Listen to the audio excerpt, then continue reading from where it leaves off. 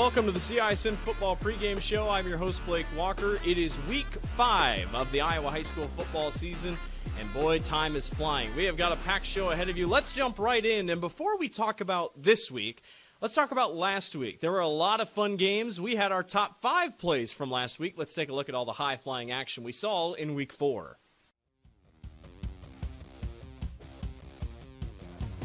Tailback. They give Whittinger. He puts his head down, takes Taggart, still goes. He's down the far sideline. Dawson Whittinger is going to score a touchdown. How about that? He did a nice job there in there. Kept his legs moving. He took it in the center of the pile, bounced it to the outside, showing some of that speed that he has. If you don't wrap him up, he too can run the ball.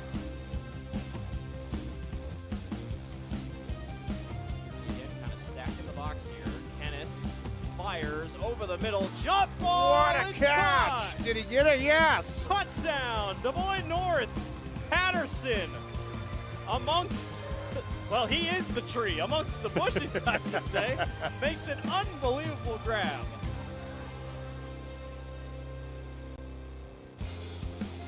.25-yard line to start the second half, and Mark on the handoff gives it to his tailback and breaking into secondary. He may go. That's Stanley Cooper, and they're going to try to track him down, and he gets into the end zone. Touchdown, Cooper from 75 yards. Wow. I think there might have been a discussion at halftime.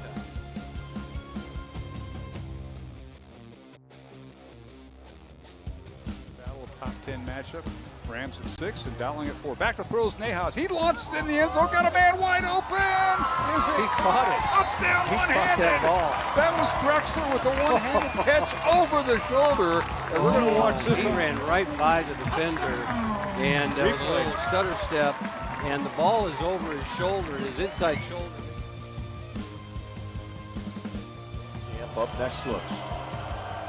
And the man in motion. It's going to be the sweep around to McGregory. McGregory, the halfback pass wide open in the end zone. It's Brown again at the corner. Toe taps McGregory to Jaden Brown for the touchdown.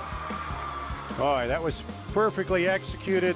Everybody looking, knowing when McGregor gets the ball, you don't want to get him around the edge, but he pulls up and throws it to Brown. Really, really fun games that we saw last week on the Central Iowa Sports Network. Great job by our entire crews all across the board. All right, let's talk about this week, and let's talk about rankings going into this week, courtesy of Radio Iowa. Waukee Northwest sits atop of the polls at 4-0, and a team that they beat is number 2. West Des Moines Valley sits at the number 2 spot. Dowling Catholic rides in the 3rd position, and Iowa City West is 4th at 4-0. Worth noting on the Trojans, worst strength of schedule out of the entire top 10. Circle that for later. Ankeny ranks at 5th at 3-1. Really good convincing win over Ankeny Centennial last week. The only other undefeated team in the state besides Iowa City West and Waukee Northwest, it's Sioux City East. The Black Raiders sit at the number 6 position at 4-0. Also, not a great strength of schedule, but they're making it work. They have a big one tonight. Johnston at the number 7 position at 3-1. Their only loss is to Dowling Catholic. They picked up over the big upset win over the team that's ranked 8th now, Iowa City Liberty, coming off the loss to the Dragons, dropped to the 8th position. Cedar Falls at 3-1 comes in at the 9th spot, and Southeast Polk, despite the big loss last week to Dowling Catholic and being 2-2, sits in the number 10 position. When we come back, we're going to talk about what's in store for the rest of the season as RPI is around the corner and games start to become very important. Not that they weren't already, but there are going to be some big matchups to keep an eye out on. That and much, much more when we come back on the CISN Football Pregame Show. Joe here with Westside Auto Pros. I know that sometimes your car can be inconsiderate and need work when you're short on cash. So here's what I'll do. When you get your car fixed at Westside Auto Pros, I'll loan you the money to pay for it. Whatever you want done, repairs, services, tires, you name it. Get your car back on the road and you won't even pay interest for 90 days. My wife thinks I'm nuts.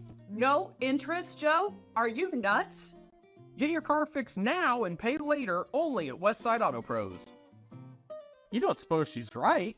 Employee pricing plus extra DeArmond discounts at DeArmond Ford. New 2024 F-150s with over $20,000 off. Get a new Ford Bronco with $9,000 off plus 3.9% for 72 months. New Bronco Sports on sale for $37,990 plus 3.9% for 72 months. And new Super Duties with $10,000 off. Extra discounts on top of employee pricing. Only at DeArmond Ford, Indianola.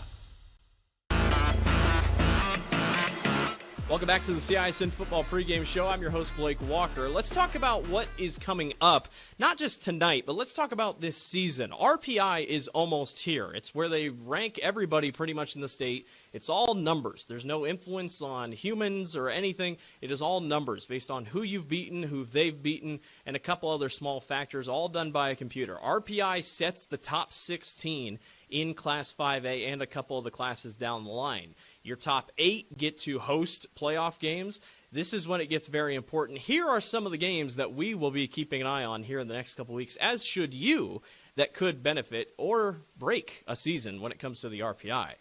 Ankeny Centennial versus Valley in Week 6 next week. We don't have to say much else. Centennial kind of slipping a little bit. They get Urbandale tonight, but the loss to Southeast Polk at the beginning of the season and then the loss to Ankeny, definitely something that has caught a couple people's attention. Centennial has got to get something rolling here and could use a big win over Valley. Waukee Northwest and Southeast Polk. Southeast Polk definitely not off to the start that they wanted for the 4-time defending champions. They have to figure out wins, and they got to figure them out quick. They're 2-2 right now. They have a big date with the Waukee Northwest Wolves, who knows, probably won't lose a game up until that matchup in Week 7. Waukee versus Dowling in Week 7. Waukee is going to be one of those teams that's just going to be fighting for their lives and probably has a chance to get in at either 4-5 or 5-4. This is a big one to circle for Waukee, as it is a huge breaking point for them as they get down in the later weeks. Not just that, but they also have a big game against Dallas and Grimes tonight. We'll talk about that in a second. Johnston versus Southeast Polk. These are two teams that kind of sit in the middle of the pack. Johnston has won the games that are important. They beat Iowa City Liberty. They lost to Dowling Catholic. They seem fine as of right now, but the Rams can be tricky. On any given night in the CIML, you never know what's going to happen. Keep an eye out for that one in Week 8. Valley versus Ankeny, always a fun matchup. Watch out for that one. I think both these two teams are going to be just fine, but watch out. That could be for a home playoff game. Waukee versus Waukee Northwest, probably a must-win for Waukee looking at the back half of their schedule. It is a tough schedule for Waukee. They're going to have to get winning some games. You never know. It could be like Ankeny and Ankeny Centennial. Any given team can beat any given team in that rivalry. And then also in Week 8, Ankeny Centennial and Dowling.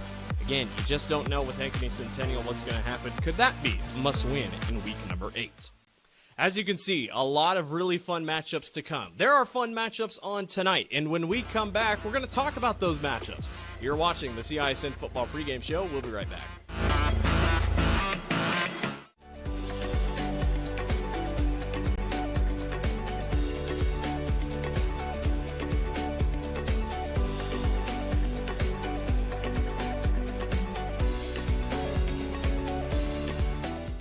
Free Godfather's Pizza begins with the download.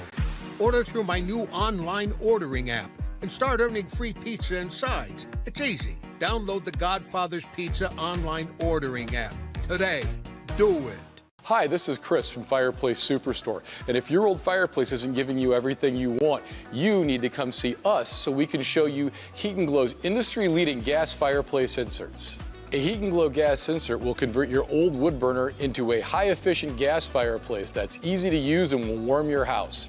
Come see us soon and get on the schedule for this winter's installations. For the best selection of fireplaces in the state of Iowa, come see Fireplace Superstore, just west of Homemakers on Douglas Avenue. Welcome back to the CISN Football Pregame Show. I'm your host, Blake Walker. Let's talk previewing and let's talk the games that we're going to see tonight. Here are some of the matchups that will be not just on CISN tonight, but on the gridiron just across the state of Iowa in Class 5A. We'll start out with Iowa City Liberty versus Iowa City West. This is arguably the best game of the week in Class 5A. Liberty tries to go after a rebound after the tough loss to Johnston, and a win versus Iowa City West would jump them right back into the top 8 when it comes to the RPI that will soon be coming out.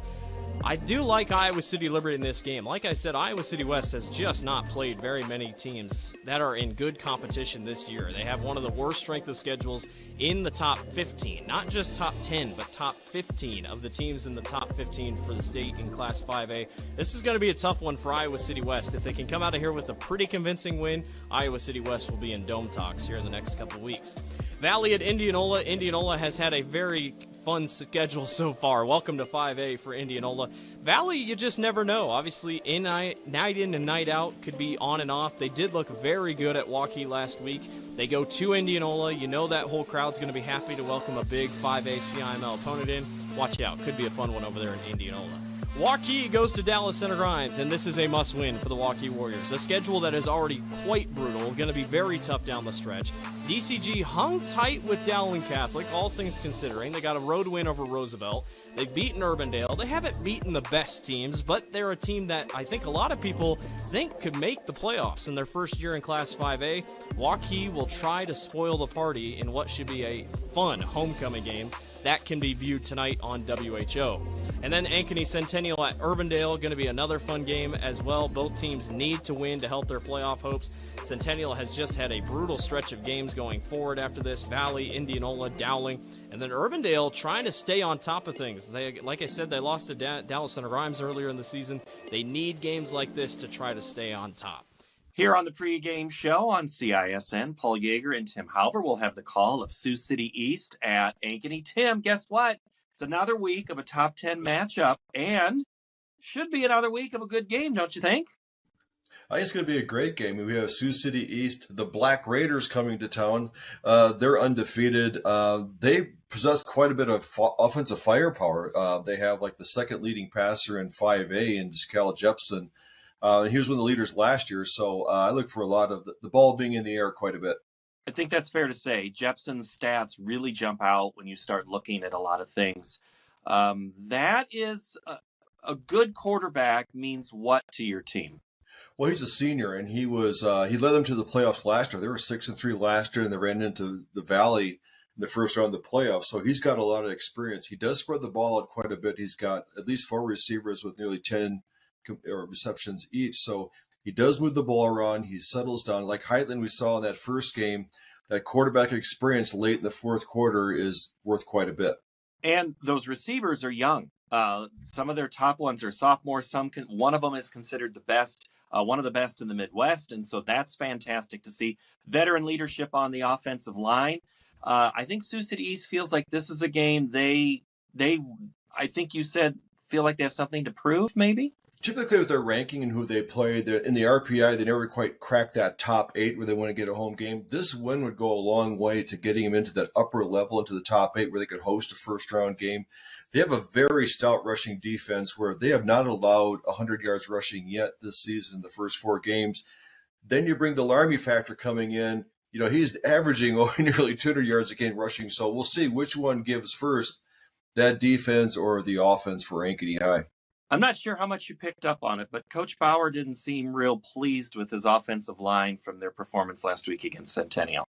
No, they still had the problem with penalties and making some mistakes. It was an interesting game where I thought they dominated, but they did it inconsistently. You know, they had control of the game, let them back in, they made mistakes, they had a big play. So the potential's there, but you know, it really was self-inflicted wounds on the offensive line and what they did. So he's still working on cleaning up to get them to be more cohesive unit.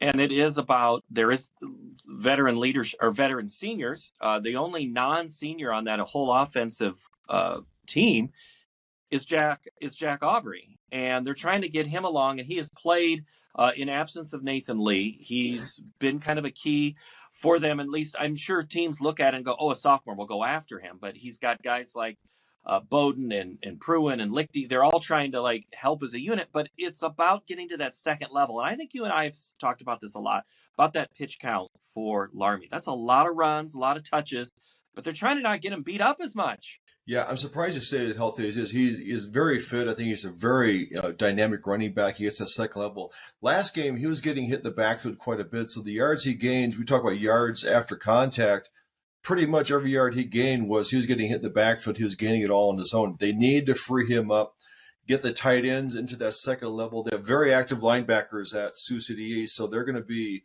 pushing that line. So he may be relying on Roush to loosen up a little bit with the passing game to get him off of Laramie to open up that running game. Real quickly on defense, speaking of linebackers, Dawson Whittaker had a pretty good game last week. He, I assume, has to be the key this week for Ankeny.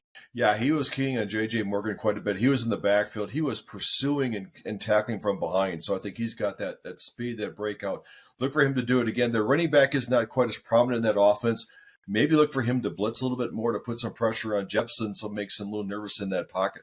We'll see how it all shakes out at the top of the hour. Thank you, Tim Halber. See you tonight. That will do it for us here on the CISN Football Pregame Show. We hope you've enjoyed, and we hope you enjoy the games tonight. Before you know it, it'll be playoffs. Enjoy it while you can, everyone. Enjoy the games. I'm Blake Walker. See you next time. A picture-perfect evening tonight for high school football. 81 degrees, clear skies, the wind not a factor. Sun going down, Friday night lights are shining bright. Hello, everybody from Ankeny Stadium.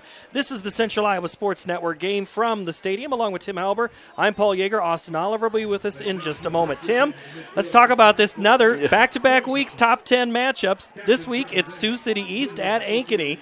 5 or 6 at 5. Let's start with Sioux City East. This is a 4-0 squad. They throw the ball well. Running the ball is going to be possibly one of those things. But let's talk about the positives. Let's look at this quarterback, Cal Jepson, Division I baseball player, headed to Western Kentucky. The guy can throw it, right? Yeah, he does have a great arm. He's throwing at a 70% clip. So he had over 2,300 yards last year, 24 touchdowns, only 5 interceptions. He's on that same clip. He's really ranked the number 2 quarterback in 5A after Mac Heitland. And if you look at Ankeny, they're going to go, let's talk about the defense a little bit, because trying to keep a team that can throw the ball, that was part of the Achilles heel for the Hawks in Week 1 against Waukee Northwest tonight with a pass-first team. Dawson Whittaker had an incredible game last week against his old team, the Jaguars. What do you expect from him tonight?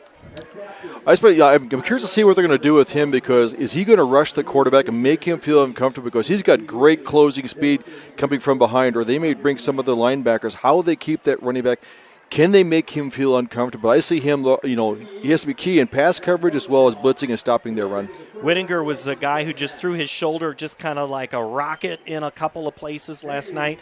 Yeah, he's extra jazzed against his former opponent or his former teammate, but tonight he's going to have to play within himself. He does, because they'll throw a lot of formations. They run the ball effectively, but they're really a pass first. They're kind of a 2-to-1, pass to run ratio. But can they make them one-dimensional, taking the run game away completely? Multi-dimensional. Well, that's Austin Oliver. He's on the field tonight. 81 degrees, Austin. We're going to chill down all the way to the upper 60s. That wind, not a problem. What's it like down on the field, Austin? I'll just echo what you said earlier, Paul. It is gorgeous down here. Perfect conditions for football. Got to see both teams on the field for warm-ups. Everybody is all both these teams are ready to go tonight. Should be a great matchup. All right, Austin, thank you very much. We'll check in with him as the night goes on. The Hawks and the Black Raiders. The Hawks are going to be in their gold uniforms. It is homecoming for 2025. We had the coronation earlier in the day, and they announced the court. A couple of football players. We'll talk about the king, Daniel Laramie, as the night wears on. He'll be probably a key part of this Hawk offense, but it's going to be Sioux City East kicking from right to left. The Black Raiders are in their white tops, black numbers and orange trim, black pants with orange and white trim, and those bowling ball black helmets and East on the side of the helmet. Tim, as we get ready to go, it's a fun night, right? You excited at all, or is that just me? No, it's a really exciting game. I like watching these two ranked teams. I'm curious to see. I haven't seen Sioux City East play, but this is a big game for them because they want to be in that upper tier. They want to play at home. They say this is one of the best teams they've had in many, many years over there, so they want to play the top dog. This will definitely be the toughest team they've played to date this season. Anqua Lai kicks the ball off, and it's taken at the 5-yard line by Fisher. Owen has it at the 20, jukes, and then he's hit hard, and then second man through. He's ripped down just short of the 30-yard line at the 26. A couple of tackles there. One of the guys for the Black Raiders is Divine Adams. And so the Hawks will start 1st and 10. They'll bring out Cale Roush, who coaches said during the week didn't have the game that we needed him to have. What do you think Cale's got to do tonight, Austin? Or Tim? I think he has to just settle in and then make sure he gets his right passes there. Don't focus on Laramie. He's the effective runner, so if it's not there, look for him to maybe get a couple of runs in early on to loosen himself up there and challenge that defense. 1st and 10. They send Cooper McDowell in motion. He goes around. They go Larmy underneath. Larmy gets through the first wave up to about the 30-yard line before he's brought down. Let's talk about that offensive line, Tim. I asked a lot of questions of Coach Bauer this week as making the tackle is Jack Oman. Coach kind of put a challenge out to this offensive line. Yeah, too many mistakes for an experienced offensive line like this. They shooting themselves in the foot, making big plays in a 5-yard, motion penalty. So the challenge of them is handling that very physical defensive line. Roush throws on 2nd down, and it's in and out of the hands of Tazen Lando. On coverage for the Black Raiders is Chris Ford. We're going to say Chris Ford's name a lot. In fact, we're going to say a couple of Black Raiders players a lot, Tim, because they play both ways. And Ford is just an incredible talent that we will see a lot of tonight. He's a receiver. He's a defensive back. He returns kicks. We're going to see him calling his name. He's that impact player that you want to have on your team. 3rd and 6. Roush throws, caught by Brandhorst, short of the 40. That's enough for a Hawk first down. Tanner Hamilton brings him down. That'll move the chains for Ankeny. Nice job by Brandhorst there on the right side, going there, doing a little hook-in pattern right in front of Hamilton, going up with those strong hands of his, catching the ball, bringing the ball down, getting enough for the first down. Brandhorst, that's his 21st catch on the year, 245 yards and 4 scores for the senior. First down, they have Landon Hepp in the backfield. Now they send Larmy in motion. They give to Daniel. He gets by one Black Raider, but no more. He gets across the 40. Their first is James Hogenkamp for Sioux City East. Pickup of 2. We're going to call those names quite a bit. Claiborne, Brayfogle, Hogenkamp. These are returning linebackers, from last year. Very active, very physical linebacking crew. This is part of the reason why they're holding teams to under 100 yards rushing per game. 2 receivers to the left and to the right. Larmy now goes in motion, empties out the backfield. Roush throws, and it's off the reach of his intended receiver, Andrew Brandhorst, and James Hogenkamp on coverage. It'll be 3rd and long again for Ankeny. Something we saw there is that between Hogenkamp and Hamilton is that they had an over-under coverage on him, the linebacker going underneath, kind of enveloping him there on the sideline. He had to be very fine at that pass. Look for that to maybe pump fake and be open later on if they're going to try to double cover Brandhorst throughout the game. Larmy comes to the near side, so the backfield is empty. Again, 2 receivers to the left and right. Roush to throw. It's off the hands of Andrew Brandhorst. It would have been short of the first down. Coverage, Jacob Breyfogle was there, and Ankeny's going to have to bring out their punt team, and coming out is Clayton Gardner to kick it away for the Hawks. Pass again a little high from Roush to Brandhorst. That's usually a quarterback's a little amped up, trying to throw too hard. He's not following through, releasing it naturally. Ball comes in a little high, a little hot.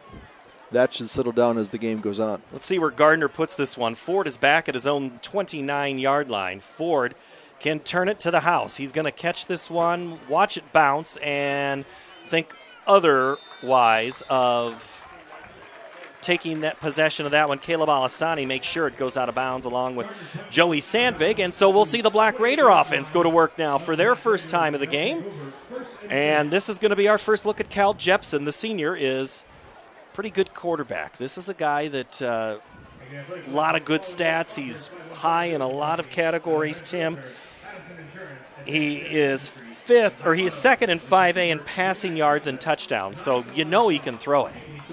Yeah, they typically come out with no tight end offense. We'll see, we'll call it 10 personnel. There's one running back, no tight ends, running trips and splits, so definitely a high RPM offense. Now they'll send 2 guys in motion. And just when you think a team's going to throw the ball, and that's going to be a false start, or not, and Jepson's going to roll out. Throw on the run, and it's caught right at the sticks. First down, intended receiver, and it's caught by Tanner Boonstra. Grant Fisher there on coverage. 1 for 1. That percentage stays high for Jepson. Yeah, he's got that nice roll out there to his right. We'll see if that's his natural running position, if he likes to throw from the right side versus the left side. Amos Collins is next to Jepson in the backfield. Again, they're going to throw. This time they're going deep. They've got Ford. It's hung up enough, and it's going to be dropped in the bucket for a reception to Ford. Ford just got it in front of Grant Fisher. and was able to score it. That was a pretty pass. Yeah, he rainbowed that out there. The only thing that was going to happen that either he was going to get the ball or he was going to throw it out of bounds there. So 2 for 2 for Jepson here on the passing offense. Once again, now they're getting into Ankeny territory. Trips to the right, 2 receivers to the left. Empty backfield for Jepson, no huddle. Quick throw out, caught by Ford, juggled for a moment. He is going to be spun around and taken down by about 5 gold jerseys. Nathan Jenkins was there first. Jenkins did a nice job as a linebacker out there taking on Ford, as a primary receiver. And Ford is not small. He's 5'10". Looks he plays bigger than that. A lot of speed there. So they lost 2 yards on the play. So good job on the coverage. 2nd down and 12. Loss of 2 on the play. 9:15, no score. Handoff, Amos. Gets to the line and gets ripped down. Jenkins was there. Whittinger finishes off. And who is the last guy on the bottom? And that's Westemeyer. So, Tim, we talked about blitzing with Whittinger. Jepson doesn't hold on to the ball long enough to get any blitz on him, any pressure. No, and that's probably one of the keys that he hasn't been hit a lot. You're looking at the linemen getting confused because generally the Ankeny defense is a 3-3 defense with a Hawk linebacker. 3rd and long, Jepson. Here comes the pressure. Whittinger does not wrap him up, only throws a shoulder. Far throw is knocked away initially once, twice, 3 times by Grant Fisher. Whittinger had a chance to make that play but did not wrap up, and it allowed Jepson to step away from it, and Fisher knocked that thing away twice, Tim. Pretty play there, Grant. There's like 3 major things happened in that play. That Whittinger didn't get the sack. He went there for the hit, not getting his arms wrapped up. I think you'll remember that as it goes on there. But then we had the double tip incomplete pass. 4th, it's too close to punt, so they're keeping the offense out there. Ball's at the 32-yard line, 4th and 9. Jepson with time throws far side, and it's incomplete, intended for Ford. It fell short. Again, they're going after Grant Fisher. Wherever he is, the throw seems to go, but the first turnover of the games is a turnover and down. Let's bring in Austin Oliver, as neither one of these teams have scored, so we haven't had a chance to talk to Austin much. But Austin, what have you seen so far? Well, both offenses are trying to get revved up here. 2 good-looking passes from the Black Raiders. We'll see what the Ankeny Hawks can do to get things revved up. What's the speed like of both of these teams? Pretty even? Yeah, you guys are really right on the drop back for the East quarterback. I mean, he's 2 steps and he's out. Tim and I had talked earlier in the pregame about moving while he's passing, and he seems to do that very, very well. Larmy gets the handoff left side. He's got some space. He's across the 40-45, cuts back at midfield, and he is into Sioux City East territory with an incredible run right there before he's finally taken out of bounds by Jacob Breifogel. Big pickup for the King. Good blocking on the outside there. Grant Bauer, playing tight end. That's the key to their running offense, is doing that tight end, or if they run him in the slot, getting a seal on that linebacker or that end that allows Larmy to get to the outside. Then his speed takes over, and you see these gash runs that they get. So good blocking up front there. Gain of 22 for Larmy. Now the Hawks pause for a moment, look to the sideline. 10 on the play clock. 0-0, 8:14 to play, first quarter. Both teams have had a possession. Now Ankeny's on their 2nd time. They go Larmy again. He thinks about the middle, then goes off the right side. He's brought down right there in the middle by number 90. That's Tegan Serber. Similar to last week, that Larmy, we talked about yards after contact. Last week he was getting hit in the backfield or at the line of scrimmage, getting a lot of yards on his own after that. That's one thing that Sioux City East wants to do, is hit him early on, not let him get ahead of steam. Gain of 2 on the play. Larmy fumble on the play, and it's going to be, I think, Sioux City East football. I think East has it. I think he did. I think it was just too far for Roush to get it, and it's going to be recovered by James Hogenkamp. So what looked like a promising drive for the Hawks is going to be a turnover, so the turnover battle is even at 1. Look at a little bit of miscommunication between Roush and Larmy there. The ball came in, and I think he was trying to get the handoff off. Didn't get connected. It bounced away from him. Neither one could drop, and it kind of fell there. So big turnover there, giving good field position, bringing that Sioux City East offense back out. They had about all of 10 seconds to collect themselves, and First and 10 from the 48-yard line. East back out onto the field. Jepson surveys. Pulls it, throws it, incomplete. Just a little too far for his receiver, Tanner Boonstra. Fisher and Clark on coverage.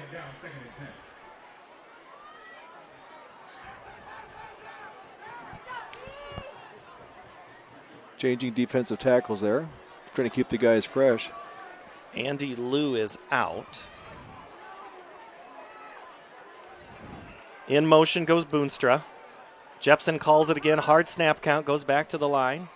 He's watched tape of what Ankeny's trying to do to teams. He tries to do right there. 2 down linemen and 2 outside linebackers. They're showing kind of a 2-man front to a 5-man front. Jepson gets the snap. Throw, a dart right to his man, Ford. On coverage, Daniel Frazee. He was already on him like a jacket. Couldn't defend it any better, but it's still a pickup of 3. 3rd and 7 for the Black Raiders. Ankeny Hawks are trying to run a different style defense there in the front with the down linemen. They want to confuse the blocking assignments for Sioux City East. Create a mismatch with a blitzing linebacker. Jepson takes the snap, rolls out to the right side. Throws off his back foot. It is a bullet caught. First down at the 38-yard line. Isaiah Grant, his top targets. 18 catches, 344, and 4 touchdowns on the season. Grant Fisher takes him out of bounds, but it's still a East first down.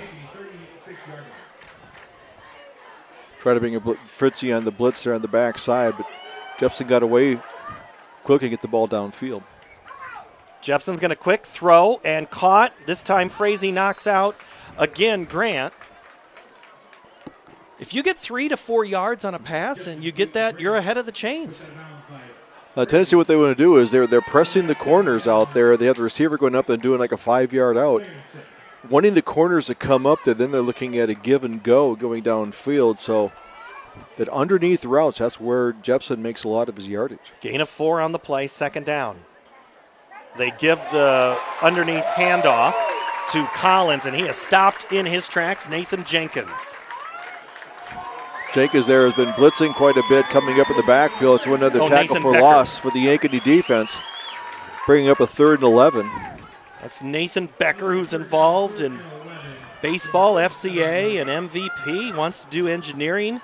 He says his favorite NFL player is Riley Moss. He kind of played good defense like Moss right there.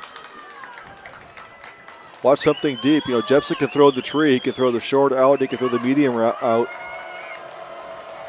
Black Raiders need 11. Jepson, here comes some heat. Throws it downfield. Incomplete.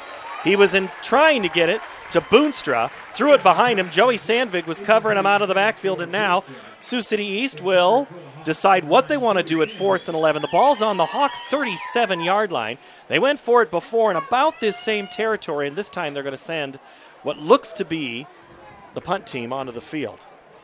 Appears to be the punt team on the field. This is where you get this funny distance where you line up for a punt or you keep your quarterback in and you pooch punt it to get the ball down there. Well, we said that the guy does everything. Chris Ford is also their punter. He is in punt formation at his own 48-yard line, back deep. He could run it. Clark and Frazee, I would not put it past him. Before the snap, there is a whistle. And play game, I think. If you believe the people underneath us, it's delay, and it is.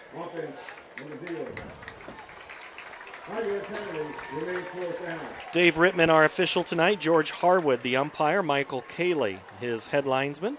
Line judge is David Tan, and Grant Kettle is the back judge. So 5 more yards, puts Ford back at his own 43.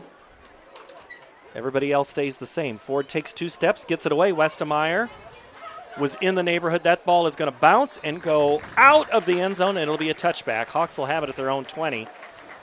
Ford tried to sell it just a little bit, went down. Westemeyer was maybe some wind knocked him down, but Westemeyer, we don't get a chance to talk about him. He is a guy that involved in youth group, went on some youth missions last year, and a lot of these guys trying to do these things off the field. And as we see the teams come off the field now, and get some coaching. It'll be back Ankeny offense for the third time. They've only, Tim, been able to put 35 yards of offense, 55 for East at this point. Let's see what they do backed up at their own 20. Larmy gets outside, gets away from one, has some downfield blocking. He's still on his feet before his Hogenkamp blisters him out at the 35-yard line. But actually, I think they're going to say he might have been out of bounds back near the sticks. Back at the 29. Yeah, I gave him 8 yards there on the outside. So it's a pretty stiff interior line. They got some pretty good size there between Landon Monk and 250, 215, 255 across that defensive line. Pretty stout defensive line. They run a 4-3 defense.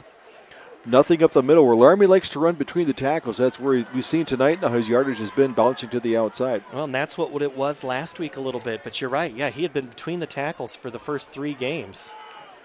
McDowell goes in motion. Hepp is there. Roush just throws it away. There was nobody there. That play was busted from the beginning. I think somebody went inside when they should have gone outside, and now it will be 3rd down and 1 from the 29.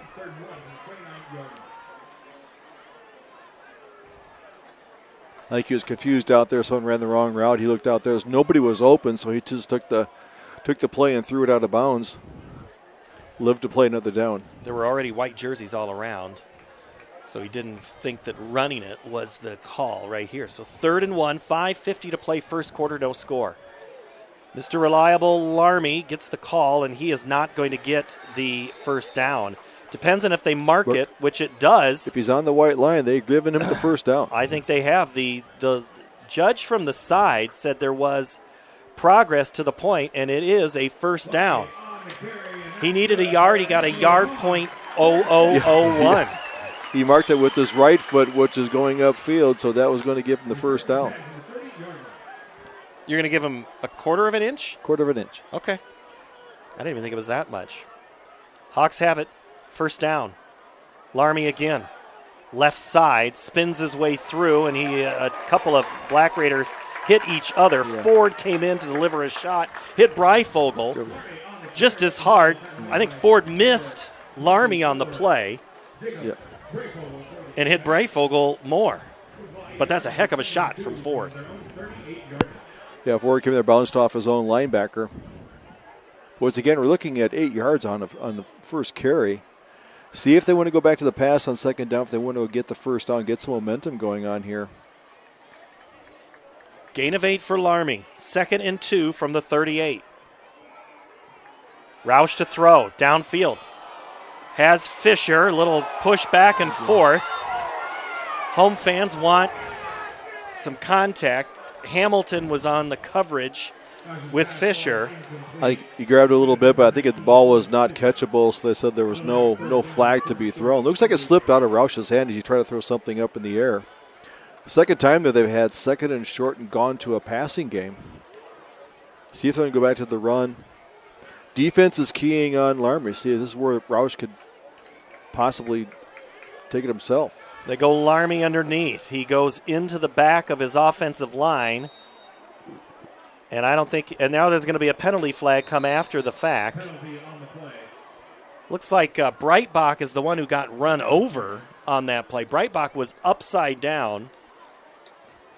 Looks like probably a late hit or a face mask. It's hard to tell, but Ankeny is walking back. And there's a lot of conversation. We had a lot of talking last week. Something you would expect between two teams that know each other. This week, two good teams, so you know the intensity's high. Once again, we talk about the penalties that kill drives for Ankeny Hawks. Maybe one of them. After the play, personal foul, late hit on the defense, number 24. And I think that came in. That whistle clearly had blown, and it was one final shot of the arm. If I had to, and I think I did see that, but that's not going to sit well with the fans in orange and black on the far sideline. I didn't see it here, but it was pretty close. These teams are really evenly matched coming in there. Players sometimes try to make a statement, get the hit a little bit after the whistle. You have to be aware when that play is blown dead. So once again, good first down there. Actually, they didn't have it. They were a good yard short of the first down, so that keeps this drive alive. That right side of that defensive line for Sioux City East has been very tough to run on. Roush to throw the screen on first down, gets it to Larmy, and then he is smothered. Holy cow. Jacob Breifogel. I mean, Coach said, Coach Winklepleck goes, hey, that dude is our leader. He is proving it tonight. Another great play. Loss of a yard on that one. Now, he is a returning first-team all-district out there as a linebacker. He is one of the keys for them. He has 5.5 tackles for loss coming into this game, so he's very active out there. So, once again, he's keying on Larmy. Wherever Larmy goes, he's going to be there, and he had great closing speed, so he created a 1-yard loss on that pass play. Small guys come in, large guys go out, so it looks like Ankeny might try to throw it on this one, but they give it to Larmy underneath. He gets behind Bowden and not much further as he tried to follow Zach Breitbach, and it was Hogenkamp who made the tackle. He has 22 tackles coming in this season. I'm very impressed with the tackling ability here so far of East. They have not let anything really get out of hand here. That interior seven is very impressive. With the defensive line, the linebackers, they get their keys on there. Once again, Larmio's hit the line of scrimmage. He scoots forward. A lot of those yards are on his own. They're respecting his speed that he has. He wants to get back in the middle, go inside that tackle. It's not there. See if Rouse can maybe roll out and find something underneath. Larmy exits the backfield. Roush looks that way, throws again the screen. This time it's too far for Fisher, and that might have gone close to the first down. That would have gotten a couple. They had 3 yellow escorts right there. Incomplete, and back on to kick for the second time is Clayton Gardner. Yeah, Brando's tried to go downfield. We went about 2 yards downfield, did a little hook there waiting for the screen. But Roush is being rushed quite a bit. They released him pretty fast, so he's going backwards. Got nothing on the ball. You have no touch on it. You tend to float it out there. Those tend to go high, and they were overthrown. But overthrown balls do get picked, so he's got to be careful on those. Especially in the middle. That's the case. Gardner gets the snap from Carlson, gets rid of it, has some pressure. Ford is back, calls a fair catch at the 14-yard line where he takes it right there. On coverage for Ankeny was Aiden Howard. And it will be Black Raider football again here. And Austin Oliver, we always go to you when there's scores, but we haven't seen much there tonight. Austin, I don't know. What are you seeing so far down there? Austin? Can you guys hear me? There we go. go. A couple things I saw. I think it's going to be interesting to see where East goes now that they kind of get off their scripted plays. Jepson's been those, two-step drops and throwing it or rolling out. So it'll be interesting to see how things develop here as they get into the second set of plays. Well, they go with a handoff. One play they've run before with Collins, and he's brought down by Hunter Minner. Maybe a yard gain, gets up to the 15. Amos Collins is a good running back. He comes in with over 390 yards. He's almost at 100 yards a game, so he keeps that offense. The defense is honest with his rushing game. So far, Ankeny's been able to keep him in check for the first quarter. Collins is there with Jepson. They go Collins again. This time he cuts it back up the middle. There's a big hole. And he's still on his feet before he's wrestled down by Logan Wirtz, comes up to make the play with a little bit of help from Nathan Jenkins. We approach 2 minutes to play first quarter. No score between Sioux City East and Ankeny. So 3rd and 3. This is those little short out routes that they're really good at. First time they bring a tight end in. They're going to go with the running game, and it's going to be Dawson Whittaker. That time he got him wrapped up, got the left arm on Collins, and he's going to be short of the first down. So we had a helmet pop off. Good job by the defensive line. They got Collins spinning in there. He couldn't get ahead of steam. He turned around and ran right into Dawson Whittinger, who put him down right away. Maybe a 1-yard gain, but that's a big 3 and out for this Ankeny defense. Keeping him pinned in. Now we're looking at the field position starting to play out as these defense are getting used to the speed of the game. Ankeny should get good field position at their own 40 or possibly midfield. Somewhere Kirk Ferentz is smiling. Yeah, that's the way I call it. Ford back to punt at his own 5-yard line. Calls for it. Gets away a good one. Frazie's going to let it bounce as it goes on a kind of a shank left at the 35. This is always like an official's guess of, I think it went out over here when they had these quick out-of-bounds kicks. I said 35. I meant 34. Okay. It's close. It's hard to see from way up here. Oh, heck, no, I'm off 29 on the wrong side of that. Yeah, I was way off, 6 yards off. Yeah, I'm not in the guessing game of things. All right, so Ankeny again. Roush maybe not looking as smooth as I think coaches would want right now. How do you get him to relax, Tim? I find that he is good on throwing the ball on the outside. He's not moving so much. I think that rush is getting to him. That interior seven of Sioux City East is very good. Find more tempo, things a little bit quicker out, and not look for. He's looking for Brandhorst a little too much, and they're keying on him.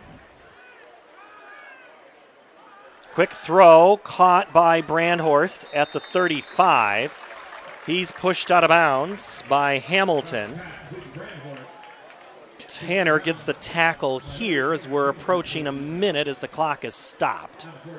That was a good timing route there. He dropped back, he stopped, planted his foot, and threw it out to Brandhorst. Those little quick outs do work, something similar to what Sioux City East runs. So that picks up some positive yards for them. Might go back to the run. And they do with Larmy. He just kind of tries to jam it up in the middle, and Hogenkamp just was patient, came around the side, and grabbed Larmy. Landon Monk there, just basically the defensive tackle, just stuffed it up there, not giving him, not letting that pile move. The lineman couldn't get him out. Are they trying to go more on tackles or on guards here with Larmy? It seems to be the tackle has been the problem. It's not been on the inner apex of the line. If you're running the old wedge here, Tim. They got the tight end back in there. They got a slot back. Larmy gets a hole this time, gets into the secondary before Cooper Fritz makes the tackle. That will be enough to move the chains and stop the clock momentarily. And Richmond comes up with that play there. Richmond's lined up. Tight end steps back. He's more of a slot guy on the right side, but he's pinching down, hitting that end or the linebacker, wherever his key is. That frees up a lane for Larmy to scoot up there and get the first down. It's a good blocking by Nathan Richmond. 10 seconds on the clock of the first quarter. Let's see if the Hawks try to get one off. They do. They fake it. They go with Brandhorst caught at the 40. He cannot get around the block that Cale Bowden was trying to throw out there. James Hogenkamp again. And that is how our first quarter is going to end. No score here from Ankeny Stadium between Ankeny and Sioux City East.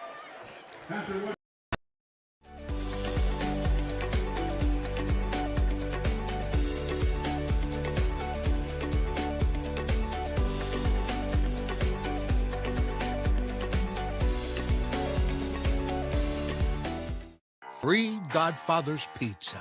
Begins with the download.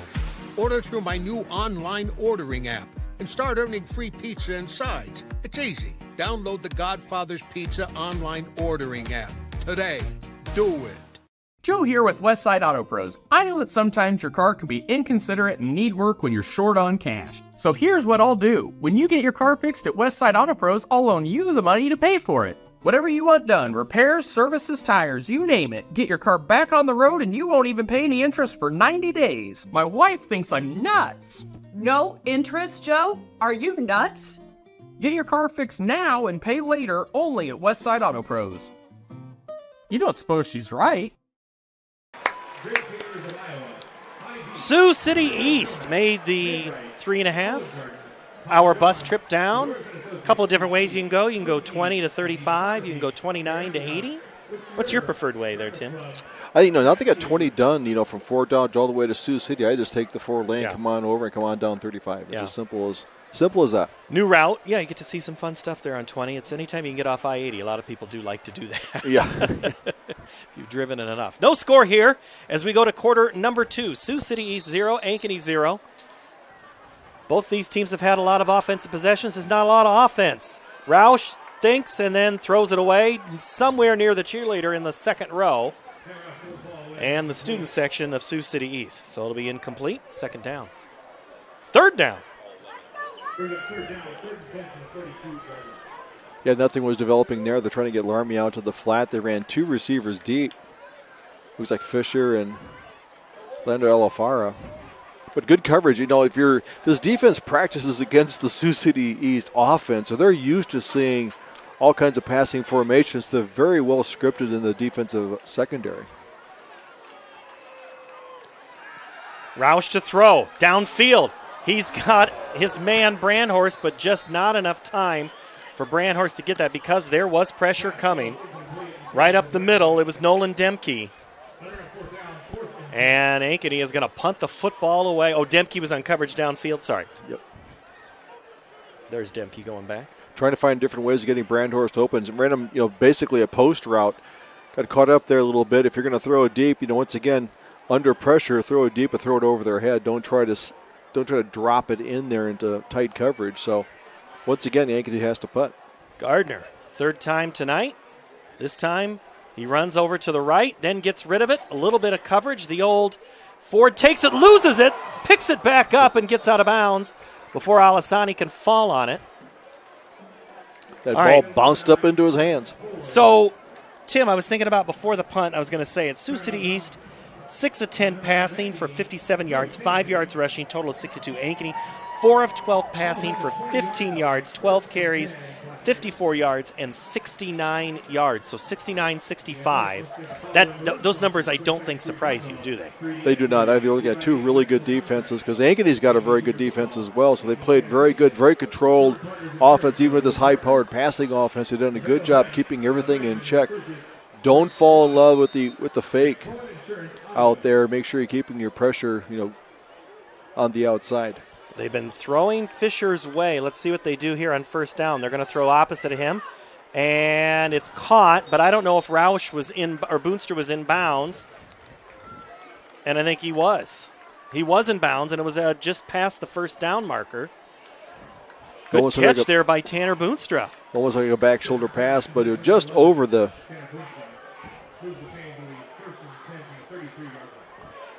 head. Jepson to throw, gets it in the air. It's short, little push back and forth. Fisher and Grant exchanging handshakes, and the ball falls incomplete. Joey Sandvig delivered some pressure there that time to Jepson. Maybe altered that pass. We're seeing different blitzes. Not so much Dawson. We see him blitz a little bit. They're taking different people. They're not telling them who's coming in. So we've seen Sandvig, Whittinger. I've seen Jenkins on the blitz. I've even seen Frazee on an outside corner blitz. So they're trying to get Jepson uncomfortable back there, throwing quick. Collins in the backfield. He runs to block. Here comes some pressure again. Throw it near side. Off the fingertips. In fact, I don't think Boonstra was able to quite get there in time. Incomplete. On coverage was Fisher. And it'll be third down. Good job pressure there by Lou. Andy Lou coming in there, making Jepson throw the ball quicker than he wanted to, so he couldn't get as much accuracy on that pass, throwing it out of bounds or bringing up a 3rd and 10. Said this a lot for both offenses. It's third down. Jepson by himself. Here comes some pressure. Whittinger rips him down. Back. All the way near the 20-yard line. Much better job there as he's going through there, staying under control. I would say that was Hunter Minner on the tackle. Penalty flag. There is one down. There it is. I was like, where is it? Possibly holding. It's in the area of holding. It's back at the 30. Let's find it from Dave Rittman.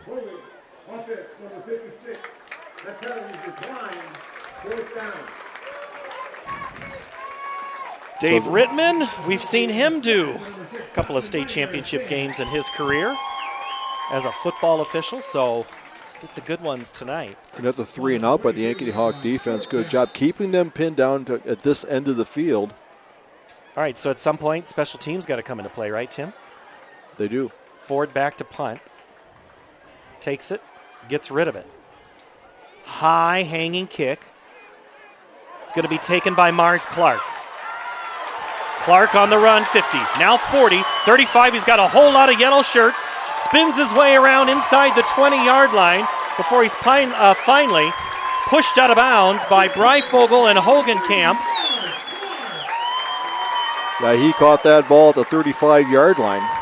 Went up there and took it straight upfield past the blockers that went by him. Then he made a move, and he cut to the outside. 45-yard return. Let's watch it again. So Clark came up, took it going forward. And a great block to the outside. And he had escorts there. Fisher gets shoved. He just shoved Grant Fisher out of the way. Special teams now, if you're the Hawks, you've got to be able to cash it in. And if you're Sioux City East, Tim, this is where you come to play and say, this is our defense. We've forced a lot of 3-and-outs. Let's see what we can do here. Field goal kicking, Tim, becomes a little bit of a question mark. Caden Ganal was back kicking in warm-ups if the Hawks need him. Before the snap, I don't think Ankeny got the play off. Timeout by Ankeny. Caught it. Timeout. Ankeny, that's their first call, timeout and a half. Taking a little bit too much time there getting that play in, getting set what they wanted to do. And we will step away. Back in 30 seconds here on CISN. Employee pricing plus extra DeArmond discounts at DeArmond Ford. New 2024 F-150s with over $20,000 off. Get a new Ford Bronco with $9,000 off plus 3.9% for 72 months. New Bronco Sports on sale for $37,990 plus 3.9% for 72 months. And new Super Duties with $10,000 off. Extra discounts on top of employee pricing. Only at DeArmond Ford, Indianola. Hi, this is Chris from Fireplace Superstore. And if your old fireplace isn't giving you everything you want, you need to come see us so we can show you Heat & Glow's industry-leading gas fireplace inserts. A Heat & Glow gas insert will convert your old wood burner into a high-efficient gas fireplace that's easy to use and will warm your house. Come see us soon and get on the schedule for this winter's installations. For the best selection of fireplaces in the state of Iowa, come see Fireplace Superstore, just west of Homeacres on Douglas Avenue. Larmy takes the handoff on first down, gets a yard. So it'll be 2nd and 9. Hawks empty out the backfield, Tim. They send 2 to the left and 2 to the right. 10 on the play clock. Larmy comes back into the field, gets it in a jet sweep, comes near side, makes a high step mark and doesn't get much past the 26 before Breifogel and Hamilton combine on that tackle. Yeah, Claiborne there was getting blocked on the outside by Fisher, but he was able to cause enough commotion there not to let him get ahead of steam, only getting 2 yards, letting it there. So they've seen the jet sweep. They've got them scouted very well, so they're trying to find different ways to get Larmy involved in the offense. Everybody runs a jet sweep is what you're saying. Is that what you're trying to say, Tim, politely? That was a great play 10 years ago. It was.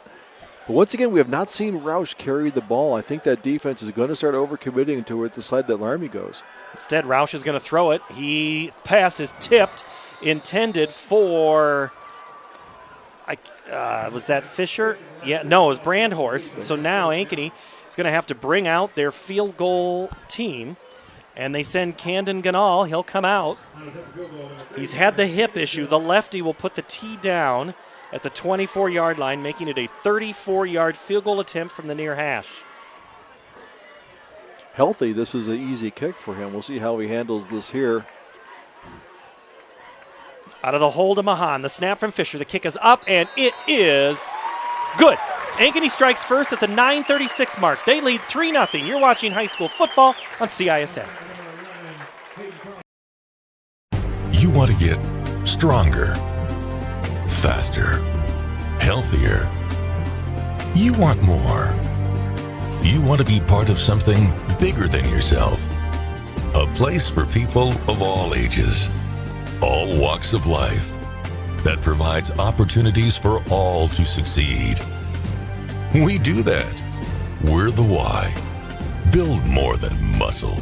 Build a stronger community.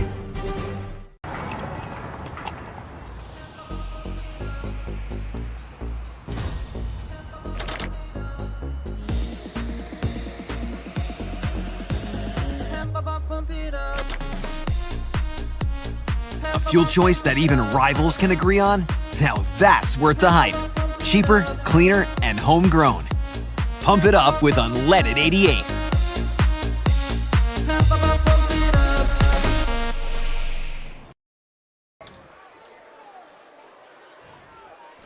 A 34-yard field goal for Camden Ganal makes it 3-0 Ankeny. And this game, Tim, This might just be one of those where it is a close, every point, every play matters. And he called it just right before. They said special teams could step up. So that was a 45-yard punt return by Mars Clark that set up that great field position. Ankeny offense has gotten still out there. Their passing game isn't as sharp. The Army's getting some of his yards. They're going to have to find some more rhythm there for Roush. But anyway, they're able to capitalize that great field position, take a 3-0 lead here with 9:36 to go in the half. And Ganal kicks it off, and it is right at the goal line. Ford tries to keep it in because he really wants to return it, and I don't think Ankeny really wants to see him run. have him run out. I'm just guessing here.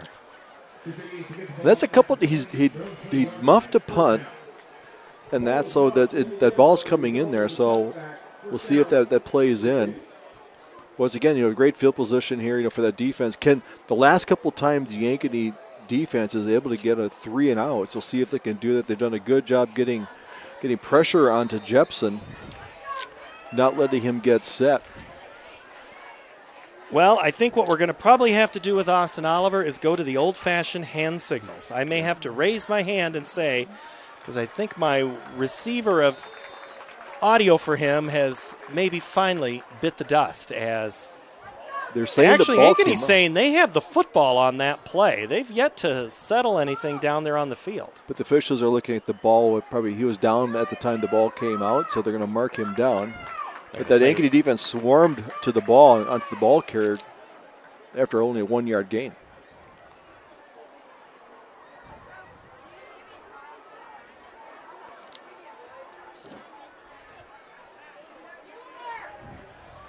Jepson throws it far sideline, tries to drop it in the bucket again, incomplete.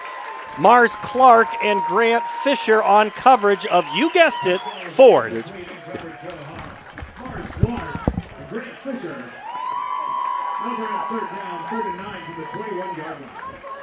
So for the first time, we're seeing them coming in. I saw more of an up back, a fullback in there as well. Cooper Fritz trying to provide a little more blocking for Jepson so he can get that deep pass off. There's not been a lot of deep pass routes in this game. Jepson to throw again. Here comes some heat. Gets it away on the screen. Caught at the 25-yard line and then dropped down is Gretkin.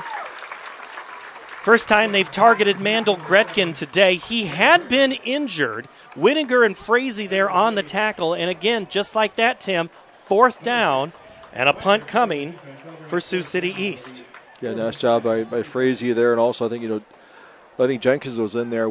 Getting a hit on there, not letting the running back get up ahead of steam to get upfield. So, and then the great pursuit by the defense. It's one thing to make an open field play, even if you don't make the tackle, getting him off stride, letting your other linebackers and players come in and make a high snap. Ford gets it away, which probably alters what he's wanting to do, and it completely takes an Ankeny bounce.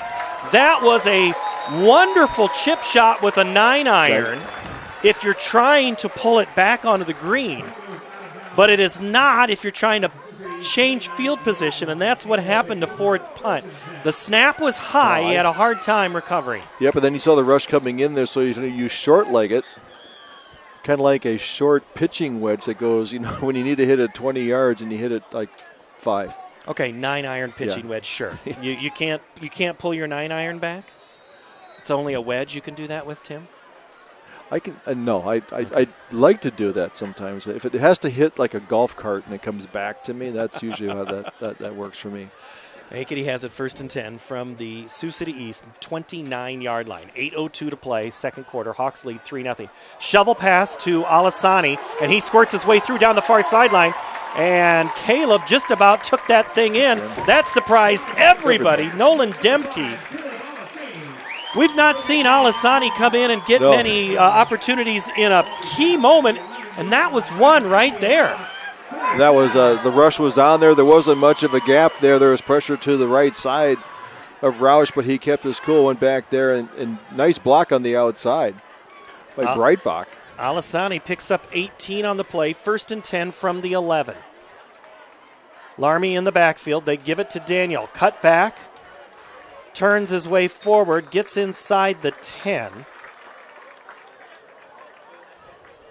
trying to follow Breitbach and Aubrey and Pruitt up front. That's when you get that inside trap. They're bringing in the tight end. They're bringing in Richmond in again. One of the better holes we've seen on the inside there for Larmy just scored up. And that's where he gets in there with his leg drive. He breaks a tackle on the inside. Colin Pittinger, the tackle for Sioux City East. Gain of 4 on the play. 2nd and 6. They give it to Larmy. And that was a play blown up by Landon Monk. Yeah, he was in the backfield, got off his block, off of the interior block. I think Coach is going to talk about that. You guys got to hold their blocks, know what their assignments are. Once again, he did a great job, Landon Monk. Only a sophomore. 6 foot 255, blew that up, causing, would have been a 3rd and short. Now we got a 3rd and 6. Hawks taking a long time to get this play in. Clock is at 15 seconds. 3rd and 6. This one's a big play right here for both of these teams. Ankeny might not have enough time. I don't think they're in any interest of calling a play. They call timeout. Back in a moment here, 3-0. Ankeny has the lead and the football. Ever have one of those awkward moments when a business disappointed you? You got ripped off? Didn't get what you expected? The Better Business Bureau can help you avoid these uncomfortable situations. BBB accredited businesses are honest, ethical, and reviewed annually by the BBB. Don't experience another awkward moment with a bad business. Trust the ones that operate with integrity. Look for the BBB seal. It's the sign of a better business. And find a better business anytime at bbb.org. Employee pricing plus extra DeArmond discounts at DeArmond Ford. New 2024 F-150s with over $20,000 off. Get a new Ford Bronco with $9,000 off plus 3.9% for 72 months. New Bronco Sports on sale for $37,990 plus 3.9% for 72 months. And new Super Duties with $10,000 off. Extra discounts on top of employee pricing. Only at DeArmond Ford, Indianola. Out of the timeout, Sioux City East looking to hold here. They have Ankeny in a 3rd and 6. To the end zone, they go Brandhorst. Yep. It's caught, but out of bounds. The official said he was juggling it inbounds, and it's out. Coverage there by Demke, and Ankeny is going to have to settle for another field goal attempt. Good play call, back shoulder fade there from Roush to Brandhorst. For the few times that he'll juggle the ball, but he had it in his hands. But yes, as he caught it in his hand, juggled, but then he stepped out of bounds. So once again, a field goal try after that great field position, getting down to the 7-yard line. Got to give Sioux City East credit here just to hold it to at least a field goal attempt. Ganal out of the hold of Mahan. The kick from the far sideline of 24 yards is good. Ankeny 6, Sioux City East 0. This is high school football from Ankeny. Employee pricing plus extra DeArmond discounts at DeArmond Ford. New 2024 F-150s with over $20,000 off. Get a new Ford Bronco with $9,000 off plus 3.9% for 72 months. New Bronco Sports on sale for $37,990 plus 3.9% for 72 months. And new Super Duties with $10,000 off. Extra discounts on top of employee pricing. Only at DeArmond Ford, Indianola. Hi, this is Chris from Fireplace Superstore. And if your old fireplace isn't giving you everything you want, you need to come see us so we can show you Heat & Glow's industry-leading gas fireplace inserts.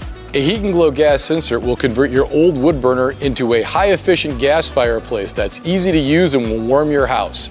Come see us soon and get on the schedule for this winter's installations. For the best selection of fireplaces in the state of Iowa, come see Fireplace Superstore, just west of Homeacres on Douglas Avenue. Camden Ganal's 2 field goals give Ankeny a 6-0 lead here, 6:24. As Ganal goes out to kick it off. Let's see if he can keep it away from Ford like he did last time, or if Ford can pull a Superman hero trick as that kick is high in the air. This one is going to be not returnable. Let's go down to the field. Austin Oliver for this report. All right, you guys got me? Give me a thumbs up. All right, very good. One thing I noticed on the field down here, defense is definitely keying in on Laramie. I like the misdirection they had with number 5 to get that little run that got him down into field goal range. So I would expect them to continue to run some of that misdirection with Laramie to open up some opportunities for some other players. All right, Austin, thank you very much. Sioux City East goes back to work, 1st and 10 from their own 20 on the touchback, 6:24 to play, 6-0. Hawks lead the Black Raiders. And a 6-0 lead against Sioux City East is not much of a lead, knowing their high-powered offense, so they have to keep them in check. Last several times they've done a 3-and-out. Sioux City East averaging 36 points a game, and they throw it on first down, and it's caught, and it's going to be worth 5 yards on that far sideline. Good scoring defense by Ankeny. So Claiborne or Grant, I'm not 100% sure which one caught it, but Sandvig was there, as was Nathan Becker. Gain of nearly 5. Plenty of time and all 3 timeouts for Sioux City East.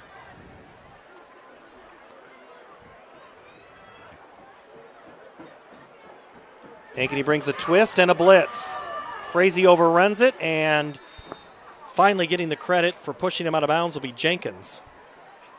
See if he picked up many. I see what the official marked him out. Basically, no gain. Pressure there. Good running by Jeps. That's the first time I've seen him run. He's got quick feet. Once again, putting him under pressure, not letting him get set and make a pass play. So now we get a 3rd and 6.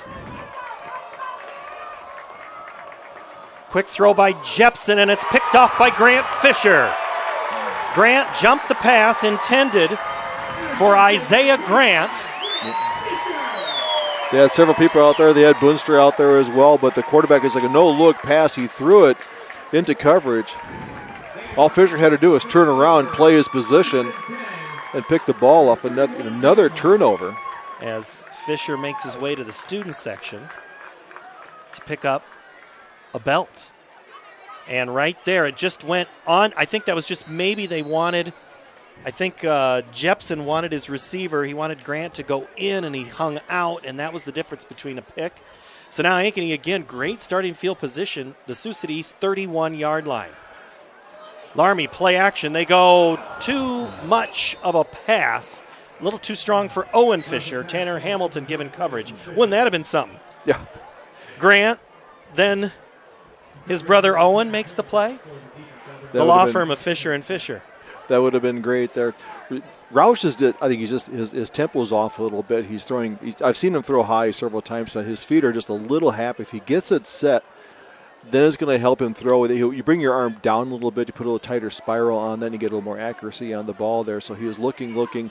He was wide open. So I think that was a good play call since they've been keying on Laramie most of this game. And Brandhorst, for that matter. This time they target again, and that's nearly intercepted. Oh, wow.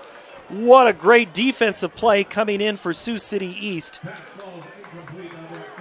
was Cason Claiborne. Jumped that route. Wow, he just about picked that, and I don't know if anybody was going to get him. Yeah, that was double coverage there, the little turnout pattern. 3rd and 10 from the 31.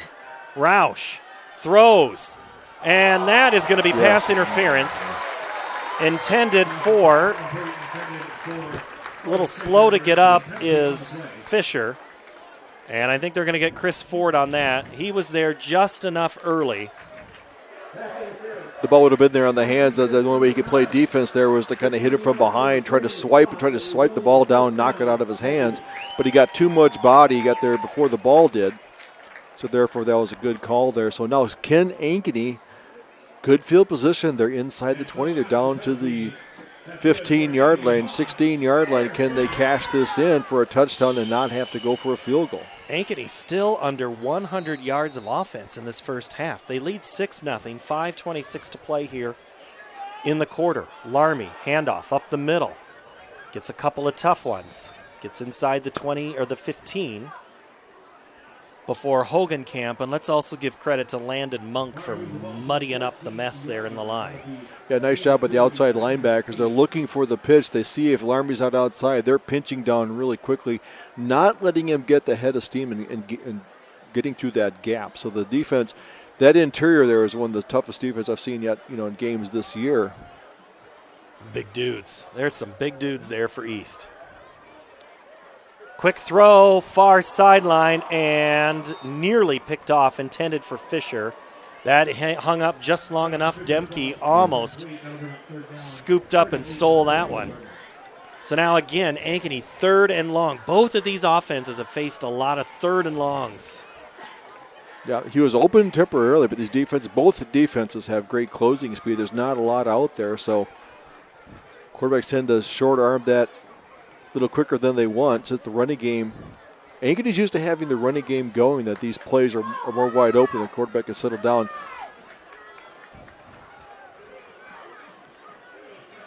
Larmy now in the backfield. 3rd and 8 from the 14. Roush, pump, fakes, caught, touchdown Ankeny. And that is going to be Andrew Brandhorst with a 6-point. The most reliable catcher on the red zone strikes again. Yeah, great there, job by Roush. He sat there and waited. He drilled the ball in there right on his hands. He got the touchdown. Wonder if there was a bit of a late hit in the end zone there after he crossed the goal line, but he hung on to the ball. Brandhorst had it. That's a play I'd say maybe Ankeny's been trying to set up, throwing up in that middle. They must see something as Ganal comes out to attempt the extra point. Good route running by Brandhorst. And Ankeny's going to jump, but so did East. But I think Ankeny is going to be called for a false start. Coach talked about Brandhorst. Not only does he have good hands, but he's really a great route runner. So I think he went out. Oh, they're going to call it on Sioux City East.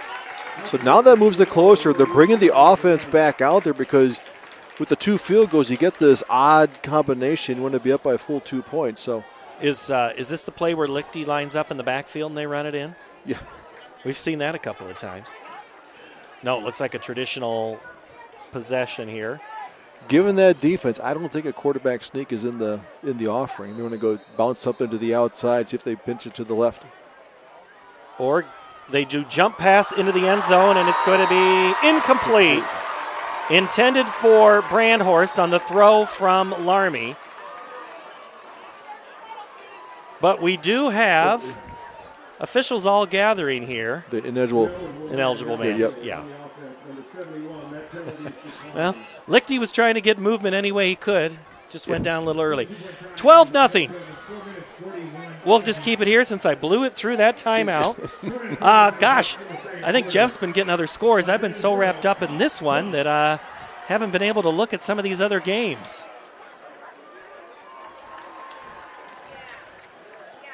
Liberty and West tied at 17. Dowling leads Waterloo West 13-0. Johnston, Centennial leads Urbandale 28-0, and Valley 7 better than Indianola. Ankeny finally over 100 yards offense. Sioux City East at 75. They are -4 rushing right now, Tim. We talked about rushing in the open. At some point, yeah, it's not working, but you got to try it, right? To maybe free up some of that passing? Keep the defense on, but the defense has done a really good job of keying on and not letting the running backs dictate, making them one-dimensional, allowing your defensive backs to cover the field. Ganal's kick is going to be short, and that could be returnable. And no, man, Ford just about had another one. That guy is something else. Could it be a different stadium? Can't see the lights. Let's go down to Austin Oliver. He has a report there from the field. All right, Ankeny sideline just breathed a heavy sigh of relief there. Had a lot of work just to get that 6 points.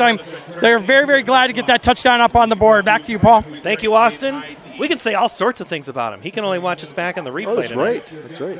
He normally, I think, listens, and he always says, yeah, you guys were right on with what you were saying. He is wearing a good hat tonight. I didn't even see what it was. Did it say Cubs? No, that's that. Oh. It's even though they're in the postseason. I know. I'm aware. Jepson goes to work for the Black Raiders. Pumps the out and the up. He comes to the near side, and it's caught by one of the coaches. On coverage, Joey Sandvig. Intended receiver was Boonstra. It'll be second down.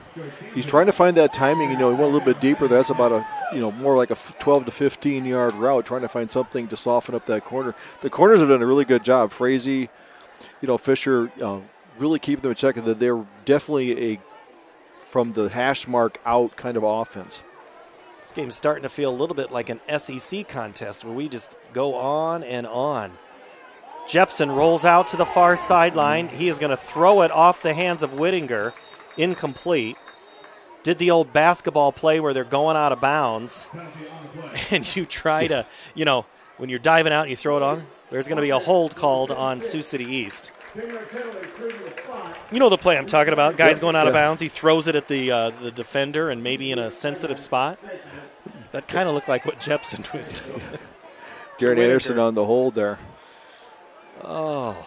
He's a lot to run around. He's a junior. He's 6'3", 315. He's a big tackle there, but I like that play. I like getting Jepson out of the pocket the other way, too. He's been running near to his right side a lot. That time they rolled him out the other way. And I don't know if he was thinking about running it, and then that's why he just threw it away, or if it was that was the play call. But that could really change things here. And that's going to be another false start. Being down 12-0, I think they're frustrating the offense here. I think someone had possibly gotten set and then moved. Usually when you get the interior line, once you may establish your position, you can't stand and look back to the sideline. That's one thing their point of emphasis they're calling. So, we haven't seen an official call anything yet. Right, because I don't think it's as simple as what we're thinking. I think the officials are thinking that Ankeny might have been encroaching on this play. Let's see what Dave Rittman says.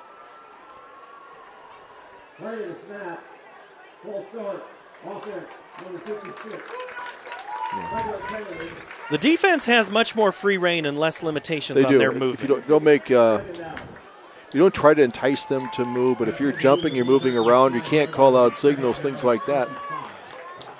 So the penalty is against East for the second time, 2nd and 25. Ball goes all the way back to the Sioux City East 5-yard line. Jepson and company are in a hole. They go handoff, and that's a good middle. Sandvik finishes off what was started by Nathan Becker as Collins the carry. Collins on the season, you mentioned it, Tim, averaging about 100 yards a game. Runs hard, explosive. Hasn't been the main guy in the offseason, but has had to step up since Gretkin's been hurt. They needed him to get some yards. He did, but it's still 3rd and 17. Defense doing a good job. They're trying to make sure they keep people in front of them. Jepson to throw with time. Gets it out and darn near, and that's going to be pass interference.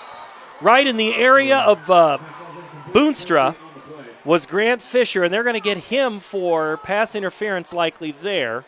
I thought he had position to cut across and make the play on the ball. But that's going to be a 15-yard penalty. It's not the spot foul. So they had a 3rd and 17. Will bring up a 3rd and 2.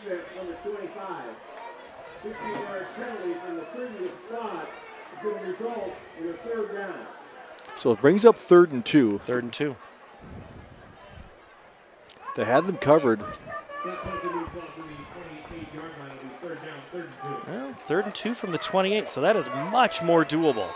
Considering this was all the way back at the 5, East has potential to extend it. They go handoff.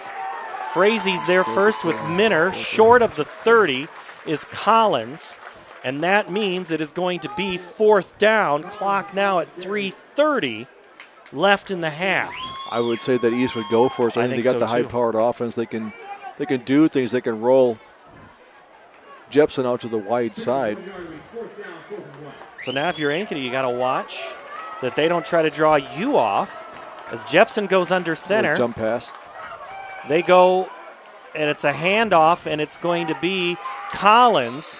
And he, I think, is going to get the first down because all he had to do was get past the 30, and I think he got to the 30 and a half. Yep, they gave him the yard there. He's at the 31, so it brings up another first down. So That'll get the clock moving. Good fourth down conversion for the Black Raiders. 12-0, Ankeny leads. 2 field goals and a touchdown and a failed 2-point conversion. There, you're caught up. Not much more needed to say. A lot of great defense in this one. 1st and 10 from the 31. Jepson throws. Caught by Grant right in front of Mars Clark.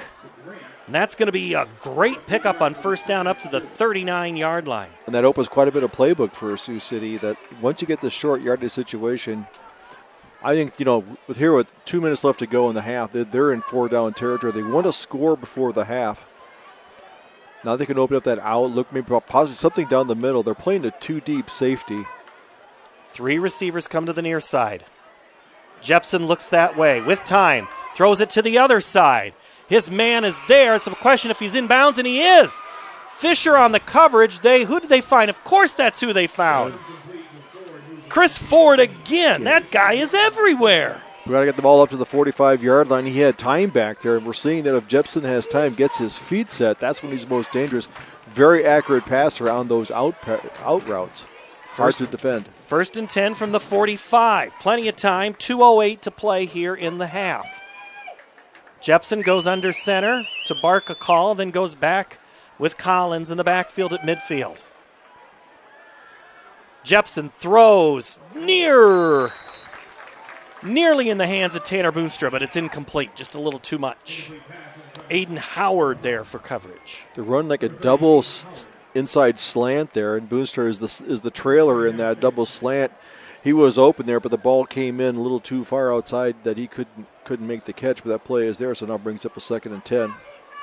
From the 45-yard line, Jepson now calls out, and before anything, there's going to be a penalty flag called. I think Sioux City East moved on that.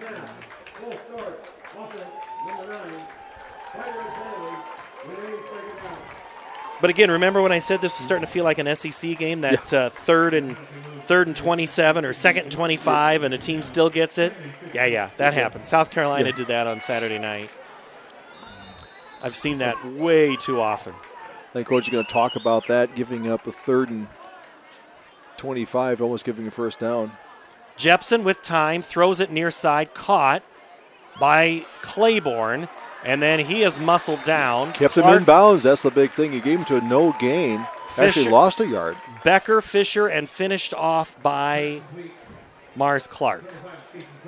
But doesn't hurt this offense because they want the clock to run, but you got a 3rd and 10. They've lost a yard on the play. They're a good job with the defense.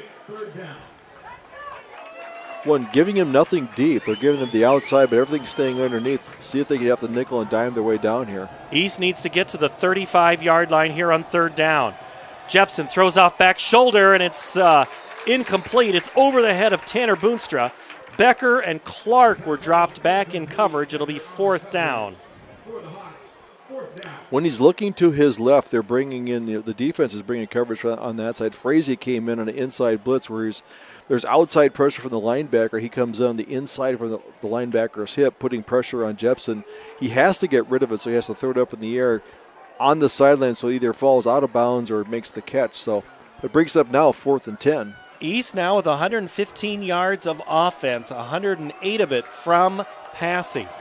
4th and 10. Let's see if Ankeny brings pressure. They jump, but don't contact with Minner. And before that, timeout? They would have to, or it's a delay of game. The clock went to 0.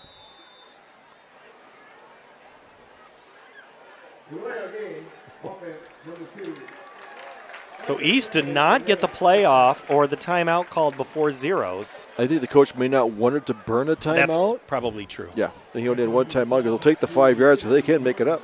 And now I think they're going to punt. Take the 5 yards. Ankeny only has one timeout. This might be a pretty wise decision here. Now the last punt, the snap came back. He had a hard time handling it, and he had that short pooch punt. See if they want to put pressure on here on the punter. They run on Cooper Howe for a little pressure in the center. Ford calls for it. He'll take it at the 40. Gets it away. Short kick, but I think it was blocked. Ankeny gets away from it. I think Dawson Whittaker got a hand on it. He's the one celebrating and getting the pats on the head like, good job, Dawson. Yeah, I think he came in there. Good job. He hit the blockers, but he went straight up and released that arm. The punter's a little close to his blocking backs, up the up backs. He was able to get a hand. I could hear the slap there. So now you've got a timeout in your pocket. Ball at the 1:15. And the ball at the 41. You can run the ball if you're Ankeny. You can. The clock stops on a first down to see if they can get Larmy out there. The jet sweep was out there earlier. See if they can get the blocking on the outside, free Larmy up, and get him in open space. Now it's empty backfield. They go direct snap to Larmy. He's at the 40, gets a block, and gets his way up near midfield. He was waiting for Bauer and Richmond to free him. Coach wanted those tight ends to block better this week. Right there, they might have done what they needed. They're all about Ford and Hamilton make the tackle for Sioux City East. All about getting to that second level block, and let's see what they can do here in second and short. They go Larmy again. He gets the first down into East territory before he stood up at the 47-yard line. They'll move the chains, stop the clock for a moment. 48 seconds to go before half. They're using hand signals there, to get their plays in, so they know what the plays are going to run there when they're in this 2-minute offense. Breifogel, the tackle. Coming up at half, we're going to meet the new Ankeny Activities Assistant Director, Emma Meyer. So that's coming up at half. Quick throw is incomplete. Looked like it was trying to get to Tazen Lando, but he ran past didn't stop where he needed to be. Claiborne and Hamilton on coverage. Clock stopped at 35 seconds. And he was a mix-up on the play call there. Lining up Brandhorst by himself on the left side.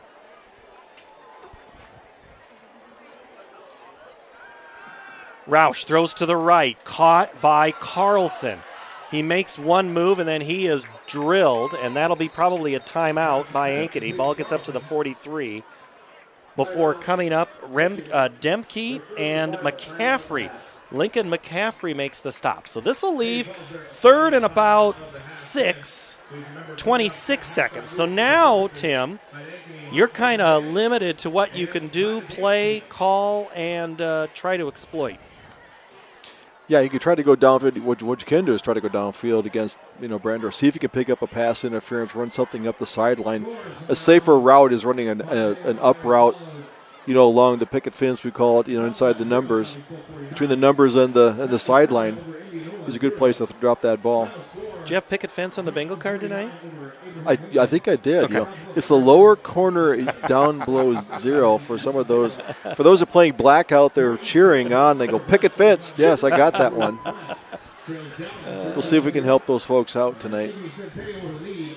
All right, so East's defense has just been so solid tonight. Let's see if they can hold right here on 3rd and 6 from the 43-yard line. Roush for Ankeny, calls it out, gives it to Larmy on the sweep. Larmy cuts his way in, now out. He has the first down and more. Daniel Larmy still on his feet at the 20, 15, 10. Wrestled down inside the 10-yard line. Finally bringing him down is Tanner Hamilton. But on 3rd and long, the Hawks convert.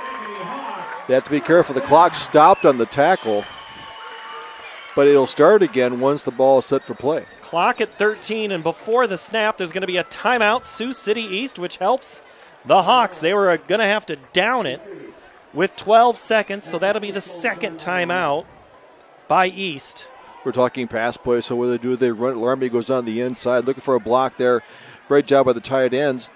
Lyman get out there and create a seam. He doesn't need a whole lot. He broke a tackle. Lichty had a pretty good block there on that play as we saw him run right through.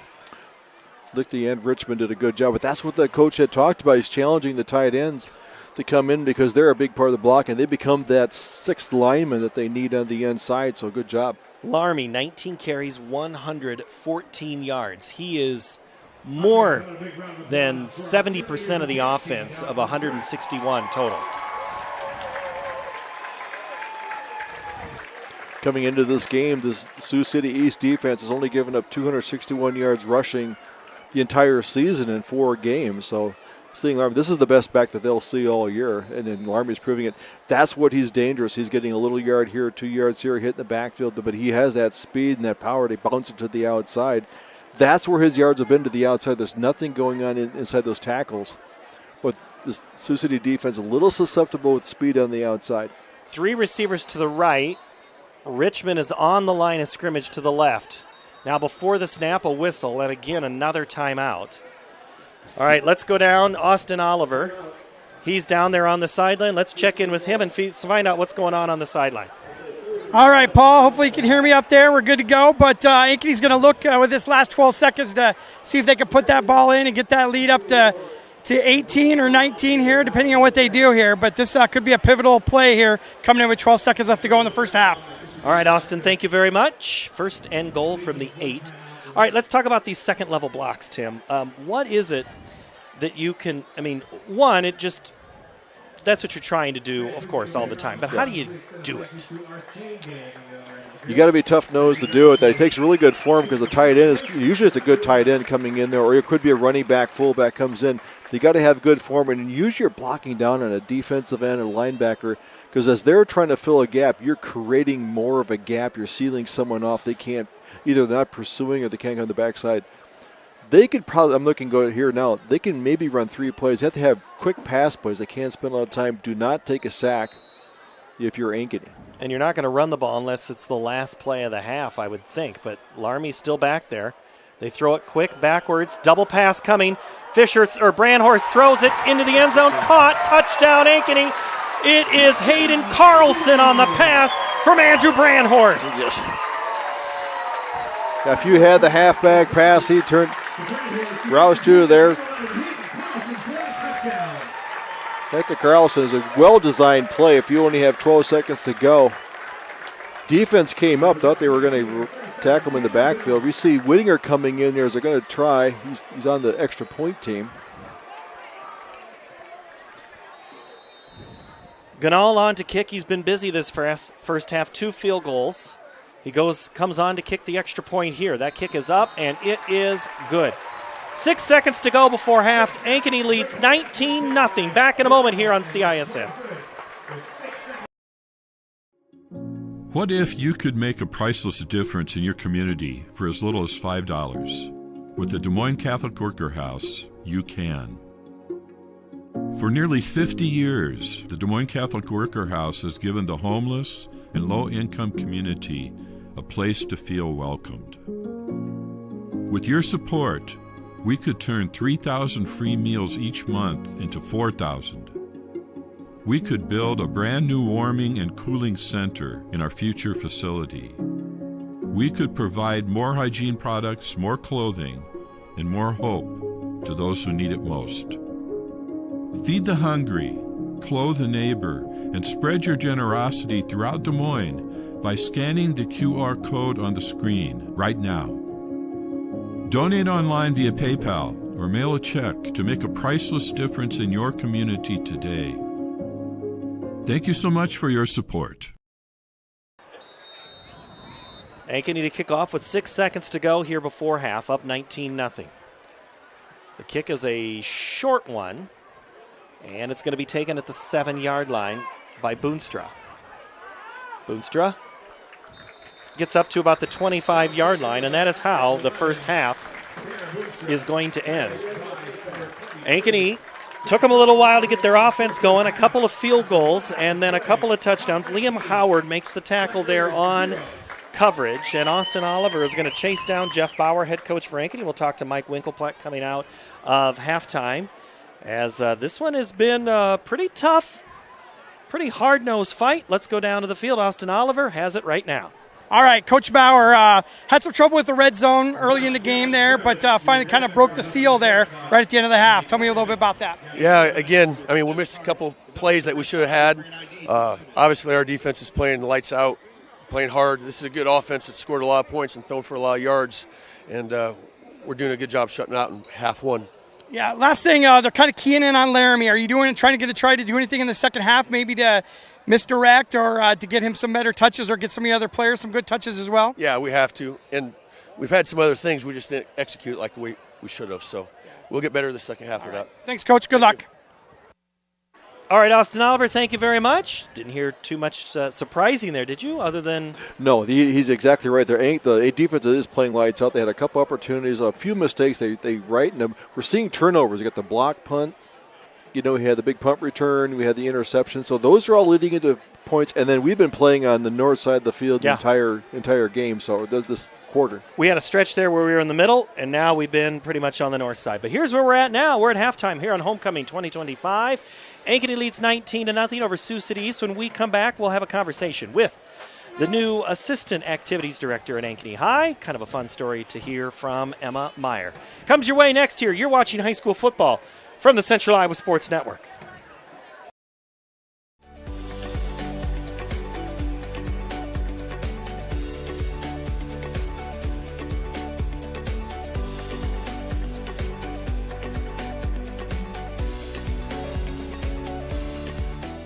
Joe here with Westside Auto Pros. I know that sometimes your car can be inconsiderate and need work when you're short on cash. So here's what I'll do. When you get your car fixed at Westside Auto Pros, I'll loan you the money to pay for it. Whatever you want done, repairs, services, tires, you name it. Get your car back on the road and you won't even pay any interest for 90 days. My wife thinks I'm nuts. No interest, Joe? Are you nuts?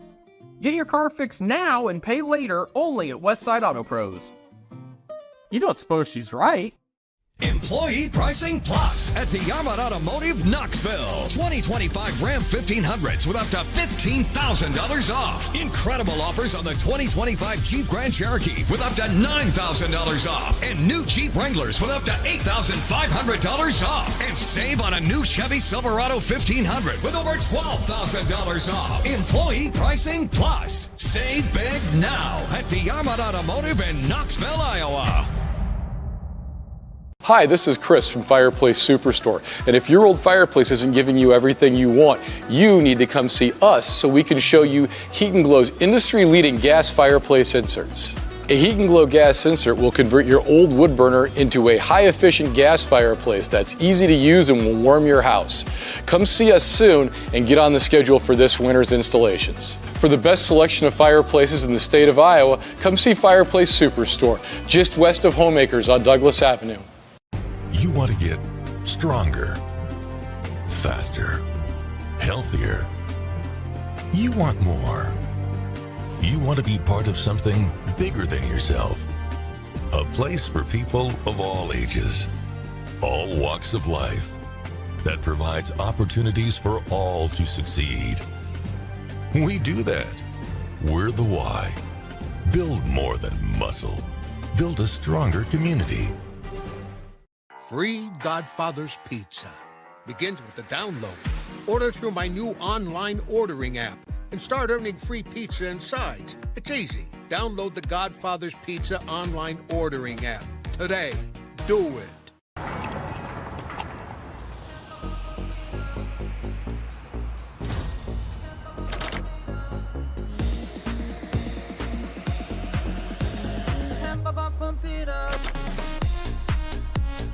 A fuel choice that even rivals can agree on? Now that's worth the hype. Cheaper, cleaner, and homegrown. Pump it up with unleaded 88.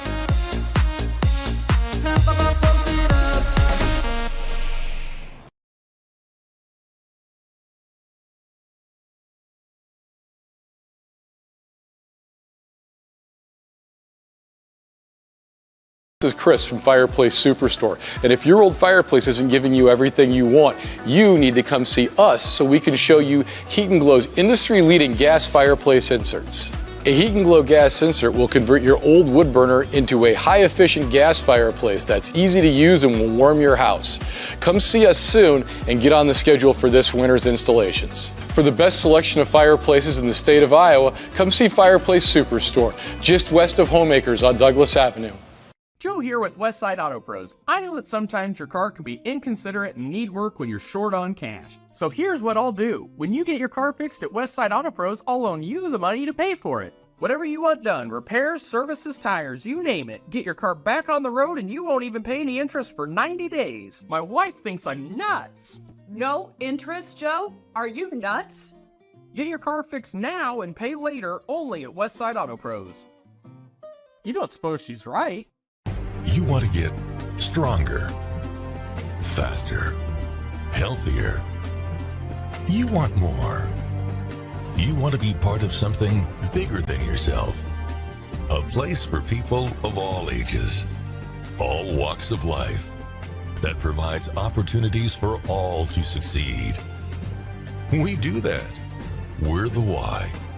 Build more than muscle. Build a stronger community. Employee Pricing Plus at DeArmond Automotive, Knoxville. 2025 Ram 1500s with up to $15,000 off. Incredible offers on the 2025 Jeep Grand Cherokee with up to $9,000 off. And new Jeep Wranglers with up to $8,500 off. And save on a new Chevy Silverado 1500 with over $12,000 off. Employee Pricing Plus. Save big now at DeArmond Automotive in Knoxville, Iowa.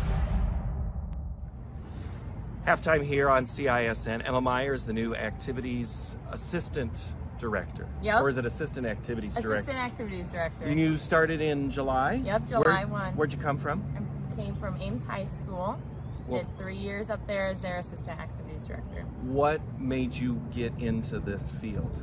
I came to college. I didn't know what I wanted to do, and I wanted to be in athletics. I was in sports my whole life, and so I wanted to get back into it. And I thought about writing for sports, wrote for the Iowa State Daily for a little bit, and then just wanted to be back in athletics. I started coaching at Ames during my undergrad, and the job came open, and I kind of knew early on that this was something I wanted to be involved in. So you're from the area, you're from Central Iowa? Mhm. I think you said West Marshall is where you're Yep, from. So West what'd you do Marshall. there? I was just a regular kid playing sports. I was a four-sport athlete in high school, and then also cheered, because I may as well get into the football games for free.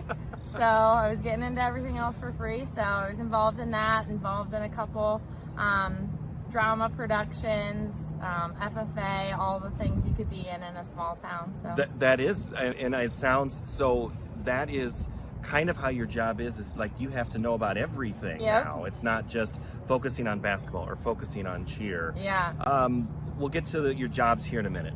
So you go to, you write for the Iowa State Daily. What sports were you covering? Women's hockey, so it was a club sport at the time. So I did a couple articles for that, and then switched my major. Wasn't really into the journalism anymore because I knew at the end of the day I wanted to be an AD. So Did you want to teach? no, No, just AD. no, just AD. All right, so this is a job that, you know it, is thankless. The hours are wonderful, 8 to 8 most days. If we're lucky. If you're lucky, what's the grind like in doing what you do? Yeah, definitely the spring is the worst. Because the spring, you might have 3 soccer games a week and a track meet thrown in there, and then you got to try and make it out to tennis, and you'd like to make it out to golf, and you've got some Saturday stuff every now and then. So it's definitely a grind. But you just kind of have to lean on the people that are in the profession with you, and they're there to help you, and lean on your coaches because they get it. And it is fun to see ADs get together at certain events because you all kind of can speak the language, and you're all looking for ways to improve your work-life balance. Yeah, because for that sure. is probably one of the hardest things for someone like you who is new. I'll call you new into Yep. into the field.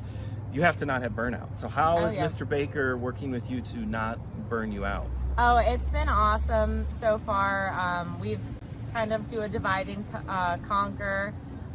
Especially we like to have people go to events that we're not hosting as well. So it's, hey, I'll go to this. Hey, I'll go to this. Kind of divide and conquer that way. We don't get burnt out because it does happen very easily. In the fall, so what is a game Friday night for you? What is your responsibility? That Friday night game normally starts the Friday before, sending out information to coaches and all of your workers, and all of that information and all of that work actually happens honestly in July. As soon as I get here, you're lining up workers to make sure you have game clock and scoreboard and announcers and all of the very important people that make the game actually run, ticket takers, all of that stuff. So you're getting there, you're sending out the information to them the week of, and then depending on what you have in the week, you're reaching out to your dance team or whoever's performing at halftime, your marching band, doing the logistics. You're getting there, you're setting up. Our 8-9 AD does a great job helping us out. He sets up a lot of the pylons and down markers, things like that.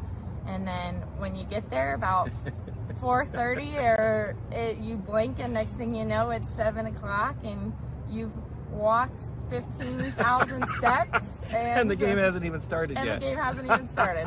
So. So do you actually get to see the games ever? Away games. Yeah. Away games, yeah. When you get to show up and then leave at the end of the night, yeah. I've gotten to see a little bit more football here in the past couple weeks, so that's been nice to actually get to see, especially when you're meeting the kids and you can have the association between who you see in the hallway and who you see on the field is really nice. And you're jumping into a school district that you kind of know maybe a couple of people to, oh my gosh, there's 500 kids in each class. How do I get to know all these? Oh, yeah. Activity side of things. We talk about the athletics. You mentioned the dance team.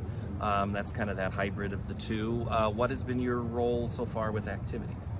Honestly, all of our activity sponsors have been super awesome. They kind of just tell me what they need and what they do, and I'll set the doors for them, help them get into the building, things like that.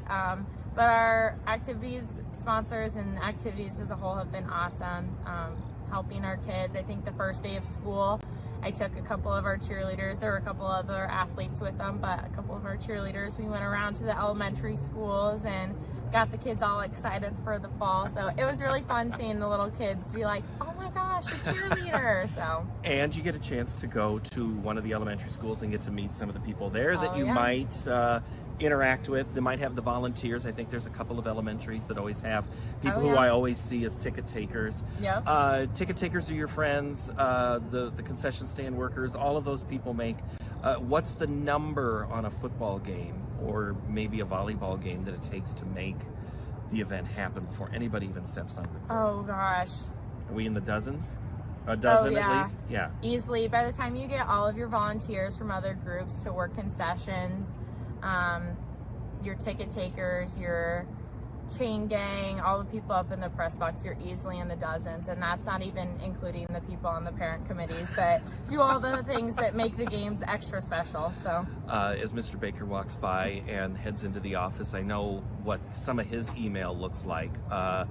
Just for the sake of work-life balance, how many emails a day do you think you have to sort through in getting things? Well, right now I'm kind of staying a little undercover because a lot of times people just default to Mike, so hopefully my email number doesn't go up after this, but it's a lot. Yeah, it's a lot, and I'm always appreciative of time because I know because I see you. I mean, we're looking at baseball, softball here, and it's lining up umpires. Now, one thing that has helped is the coordination of officials by an outside group that kind of helps those things, but it's still always that, are the umpires going to show up? Are they going to, are those officials going to be here? Is that still like your biggest pain that wakes you up in the middle of the night? Yes, still a thing. I handled a lot of the officials at Ames, and for some sports we didn't have an assigner do those, so you're calling them for the wrestling meet the day after the meet in 2025 to book it for 2026. So, and then you're just praying that nobody has an injury. We had a wrestling official who had a shoulder surgery. He was out all year, so I had to find a replacement for him. So, all the fun stuff like that. It's nonstop. Nonstop. And then having your boss say, "Hey, Emma, why don't you go do this interview and let people get to know you?" Yeah. Aren't you happy for Mr. Baker when he does stuff like that? Oh, he's the best. Emma Meyer, if you see her, say hello and say, "How can I help?" That would be great. Our halftime continues after this here on CISM. Western lets your UTV power through the storm. The Impact V Plow and Impact Straight Blade, with the features the pros demand. Custom tailored for your UTV. And to keep your work top-notch, rely on the Tornado UTV Hopper Spreader. Now that's a job well done. Western, more jobs done faster. Visit Truck Equipment Inc. today at truckequipmentinc.com. Ever have one of those awkward moments when a business disappointed you? You got ripped off? Didn't get what you expected? The Better Business Bureau can help you avoid these uncomfortable situations. BBB accredited businesses are honest, ethical, and reviewed annually by the BBB. Don't experience another awkward moment with a bad business. Trust the ones that operate with integrity. Look for the BBB seal. It's the sign of a better business. And find a better business anytime at bbb.org.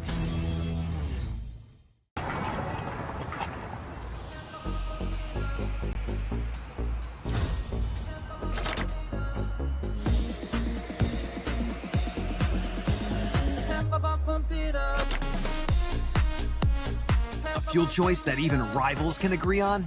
Now that's worth the hype. Cheaper, cleaner, and homegrown. Pump it up with unleaded 88.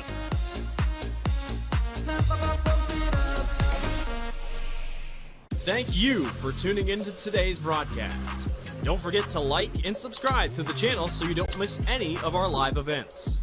You can also follow us on X, Facebook, and Instagram in the description below for more coverage of Central Iowa high school sports and the Des Moines Menace. Now, back to the game.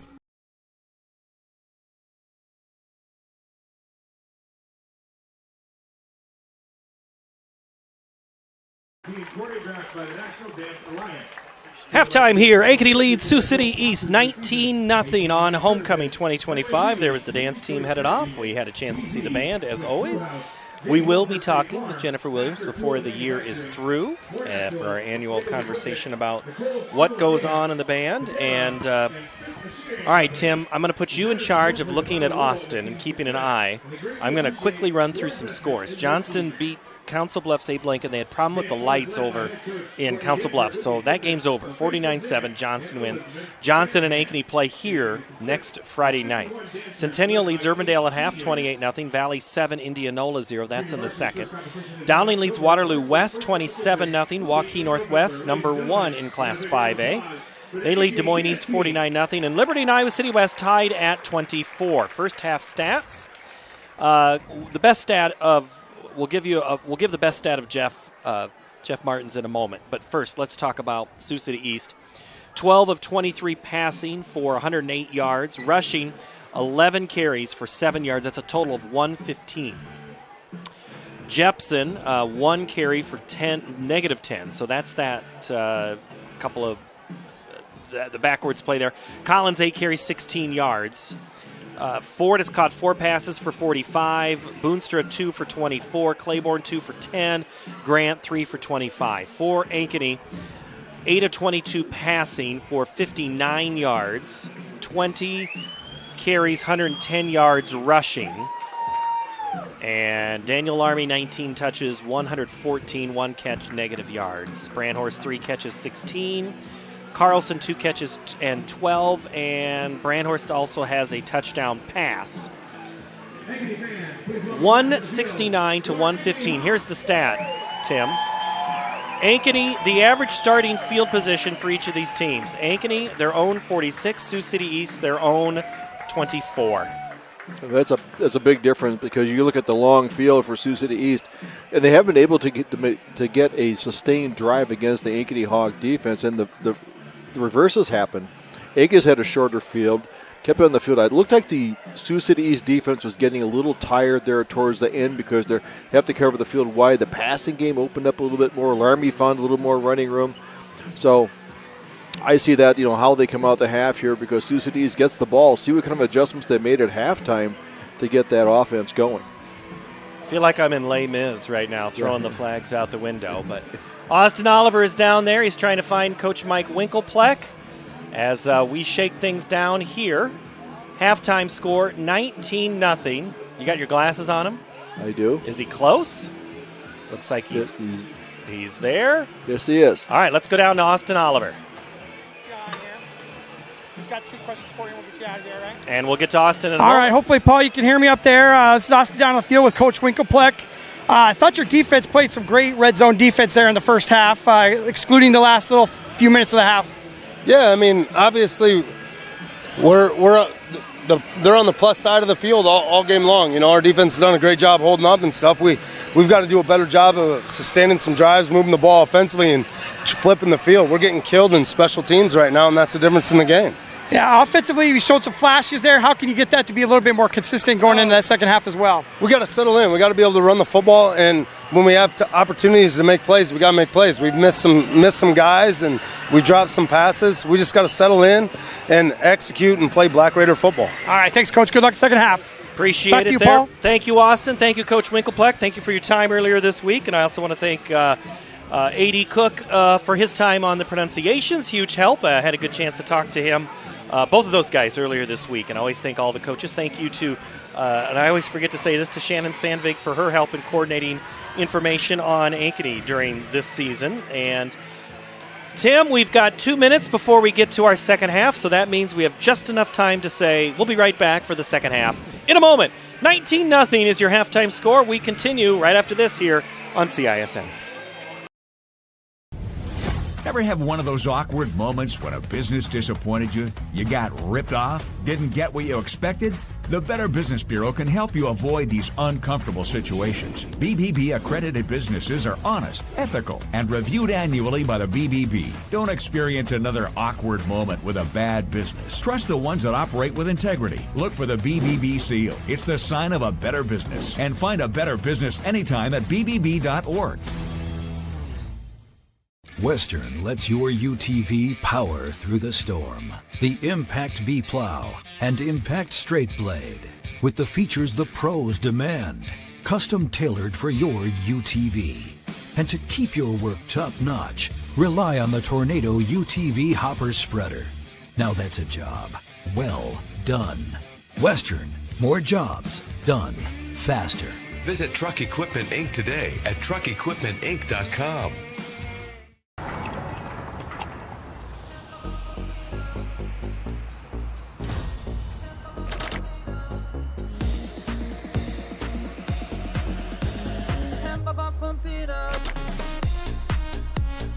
A fuel choice that even rivals can agree on? Now that's worth the hype. Cheaper, cleaner, and homegrown. Pump it up with unleaded 88.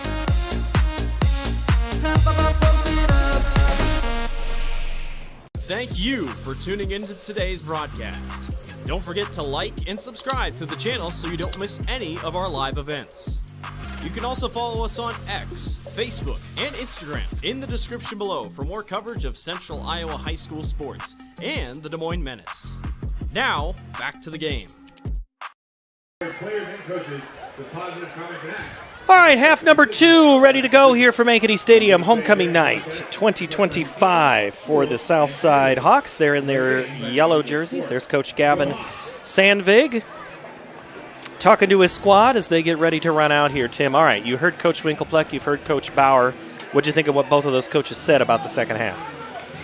They both said the same thing, that they missed opportunities there. There's some passes out there. They take advantage of it. The special teams have been a big factor where Ankeny has taken advantage of either punt returns, a block punt, flipped the game, took a 6-0 game and went into halftime 19-0. So see how these guys come out if they start pressing. See if that offense opens up for Sioux City East because they have to get a drive going. They have not much more than 1 or 2 first downs, and they've been forced to punt. I'd like to say if you're the Black Raiders, running the ball might be something that you're trying to do, but let's see what they do coming out. Caden Ganal kicks the ball off to start the second half. It's again at Boonstra, taken inside the 5. At the 6, Boonstra gets to the outside, gets one guy, and then dropped down, making the grab. Number 30, that's Aiden Howard, makes the stop. 30, right? Not 29? Got to make sure. 30 makes the catch. Howard. Aiden Howard's done a good job. He's also been playing safety here mostly that second quarter. So good open field tackle. There looks like he had a little room to run for Boonstra, but Howard came in, stopped him at the 20-yard line. So that's where they start. It's been a lot of throwing to Grant and Ford, with a little bit of Boonstra and Claiborne, which is what we expect. They really like this sophomore group of receivers at Sioux City East. This line is back. You've got Isaiah King, a 3-year starter up front, 2-year starter, and Robert Rice.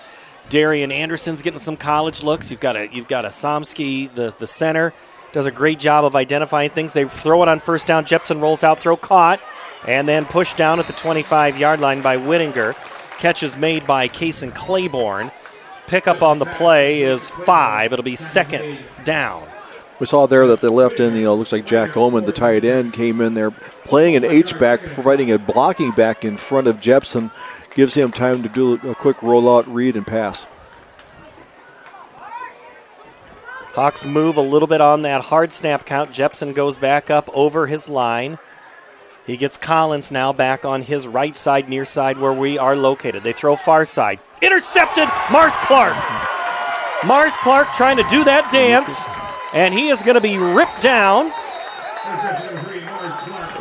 The tackle is going to be Isaiah King. There is a penalty flag, and I think, if I'm not mistaken, if this holds, I'll wait on this line. It looks like it might be against Ankeny. Flag came out late. I don't. So Clark, who intercepted it, committed pass interference. Okay. Looks like he might have got his hands in the back, might have pushed him a little bit, but that was a great reaction play by Clark there. They tried to sneak it in there to Grant. So big play there for Sioux City East, where it would have been a turnover. The Ankeny had the ball on the 30-yard line. But it's tight coverage by Clark. He's been playing tight coverage all night. We will hold that point on Mars Clark, but that actually, who cares? That would have tied the school record for interceptions in a career. Jepson's first option's not there, gets rid of it, and that one was nearly intercepted. Coverage Aiden Howard, who's in for Logan Wirtz. We saw Wirtz go off the field last. At halftime, he is without his helmet, and it looks like his left foot, or his right foot, is not in a shoe. So Wirtz's night is done, so you'll see a lot more Aiden Howard moving forward for the rest of this game. Jenkins in there putting pressure on Jepson, who had no place to throw it. 2nd and 10 from the 40.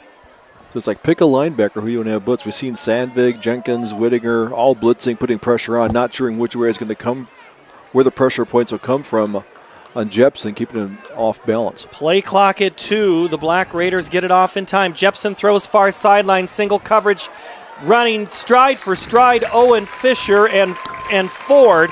Chris Ford and Fisher were running a race that my flag that I used, that you all made fun of me for using here before, would have been perfect to say they were both in their exchange zone. Yeah, so it was like they're running for the tape on a 100-yard dash. So it brings up now a 3rd and long. Coaches love Grant Fisher's coverage. Teams that play Ankeny think that is a target, and early on it did work. Let's see if they go after him again here with Ford on 3rd and 10 from the 40. Jepson looks that way again, throws. He's got a man, it's overthrown. He was trying to go for Grant. He also had coverage. Fisher again on the coverage, down just a little too deep was Boonstra, as those two routes did not jive with where the ball was thrown. It's punt time again for Sioux City East. Yeah, it looks like he did a hook pattern a little too early there. Then the pass sailed over, almost got picked off by Grant Fisher. That would have been a second, interception on this drive if it would have counted. So once again, the punt. Now the punt team, they've had troubles getting the punt off. The blockers are there, the snaps have come in. So see if there's more pressure again. Whittinger has already blocked one, and that kick is away. Low liner bounces in front of Clark, who takes it at the 24. Now he gets up to about the 26, no more, before the shoestring tackle is made, and that's going to be a penalty flag. I think that's going to be a little bit of extracurricular to Austin Shepard. Yeah, I think he took a tackle there and twisted the leg as he got him down there on the ground right in front of the official on the sideline there, so that flag came out. We're looking at, now that's 15-yard penalty. That's going to move the ball up to around the 40-yard line. All right, Austin Oliver, what do you see? Right off of that punt return. Second thing is, I think we're going to see a lot of passing coming from the Black Raiders here in the second half. Any indication of that last drive? We'll see how it works for them. All right, Austin, thank Back to you. 1st and 10 will be, eventually it's Ankeny football. It's just a matter of from where as they huddle. After the play, unsportsmanlike conduct on Sioux City East, number 12, 15-yard penalty from the end of the run, 1st down, Ankeny. It happened at the end of the play, so that was the call. So once again, the average field position for Ankeny was at their own 40 or 45. Now they're starting at their own 40. Great field position again. See how they come in. See how this offense wants to to operate. Are they going to get Larmy involved in the game? Are they get the blocking scheme figured out? Or are they going to go to the air?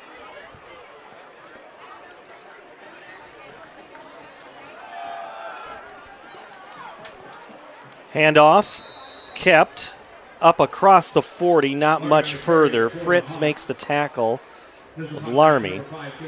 Ankeny coming into the ball game, they were scoring 32 points to 36 for East. Ankeny's been allowing 13.2. East has been allowing 14.2. Ankeny's averaging 6.2 rushes a play. That's about the only stat holding up at this point.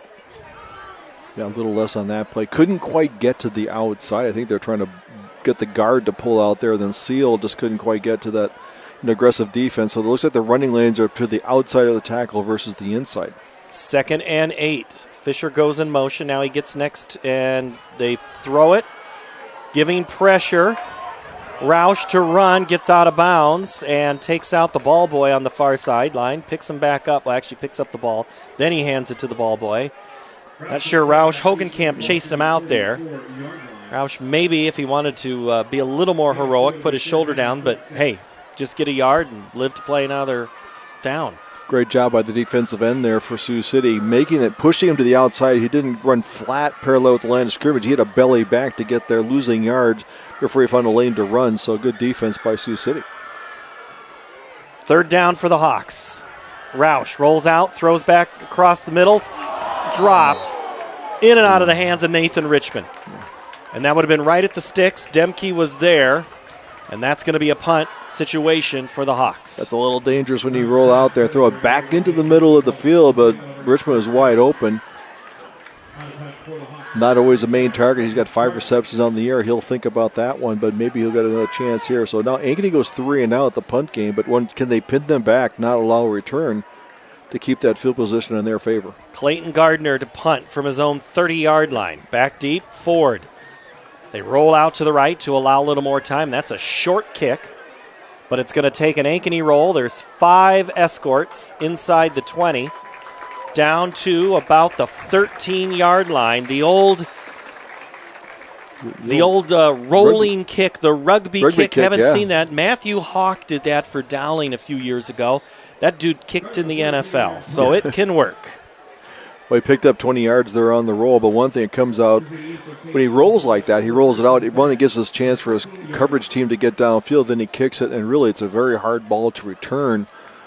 So once again, that gives the ball back down to the 15-yard line. Gives you 2 steps to allow your coverage team to get closer, and then, the roll can be your friend. 1st and 10, they go handoff, and that is going to be nowhere. Becker stands up Collins before the rest of the team comes. Sandvig there and Whittinger there to celebrate. So just when you say it's easy to run the ball or that's what you should do, it goes backwards for the Black Raiders. Yeah, Cooper Howe did a nice job in there. So they rotate their defensive linemen. They take Lou out, Cooper comes in, moving him around, which has been keeping that defensive line fresh for Ankeny. Jepson does the claps, waits for Collins, looks to the sideline now. 2nd and 11 from the 13.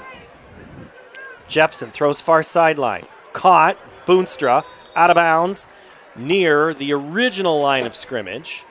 Frazee pushes him out, and then Boonstra gets up another 6 yards after the catch. Ankeny won't let the receivers do those short outs. They're going to give up those 8 yards there, a little softer coverage on the corners, keeping everything in front and not letting them cut across the middle or get a deep route. 3rd and 3. Black Raiders, they give it to Collins. He meets yellow shirts, and I see shaking his head is Anderson like he missed something because Hunter Minner really made it hard for Anderson to get anything, and that is a no-gain play. It'll be 4th and 1. East is going to keep the offense out there. See if they want to go hard count.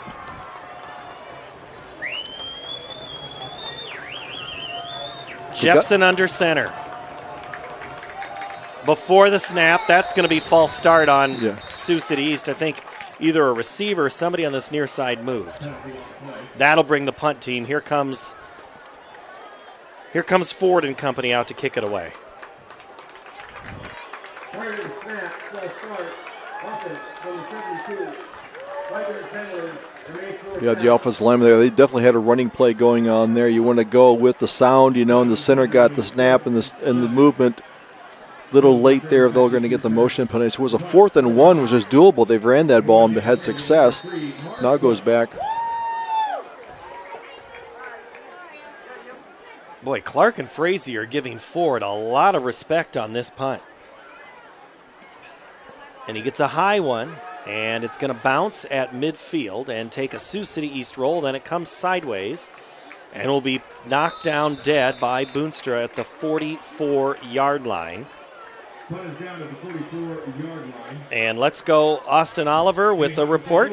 First and 10. Ankeny defense, I think, is starting to fly around the field a little bit. It's going to be a rough road to kind of plow forward for the Black Raiders here in the second half. That defense is just all over the place right now. All right, so thank you very much, Austin. 7:45, 19-0.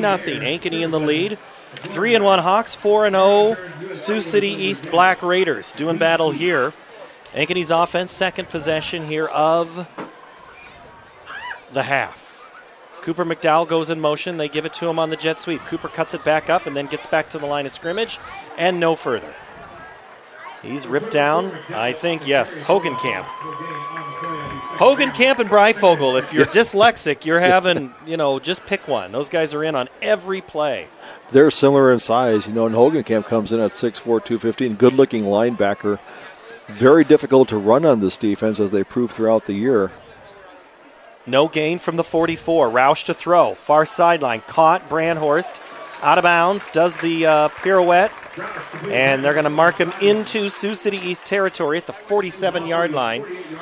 Nolan Demke knocks him out of bounds. So 3rd and 2 makes it much more manageable instead of going in and having incomplete pass or a short running game. Instead of having 3rd and long, 3rd and 2. So opens up the playbook. Larmy's in play. Passing game's in play. I go back again as we have not seen Roush run yet. In this game, I think it's still an option this half. After the Brandhorst catch, they go back to him again. Brandhorst makes a move and gets inside the 45-yard line. Got to give, I think Fisher had his hands full right there, and the member of the accounting firm of Breifogel and Hogenkamp, Jacob Breifogel, makes the tackle. Yeah, Fisher goes out there, and Brandhorst comes in behind him, sets up a small screenplay there that gives him just enough to catch, and Brandhorst, using his athletic ability, goes up, gets enough yards for the first down, and move the chains. We have a lot of lawyers. We always need more accountants in the world, so good to know that there's a firm out there. Larmy, the carry. Larmy gets close to that second level as helping push him forward was new lineman in there. That's Cameron Overbaugh. Yeah, he got a good block in there. He's playing left guard for Breitbach, at least on this series. 2nd and 5 after the 5-yard gain by the homecoming king, Daniel Larmy. Walked across the field before the game with his family from Liberia and Ghana. Larmy gets the carry. Larmy into the second level, delivers a shot and gets across to the 30, and he's taken down by Hamilton. And also, I think in there for East, looks like Pittinger was in there. Fritz.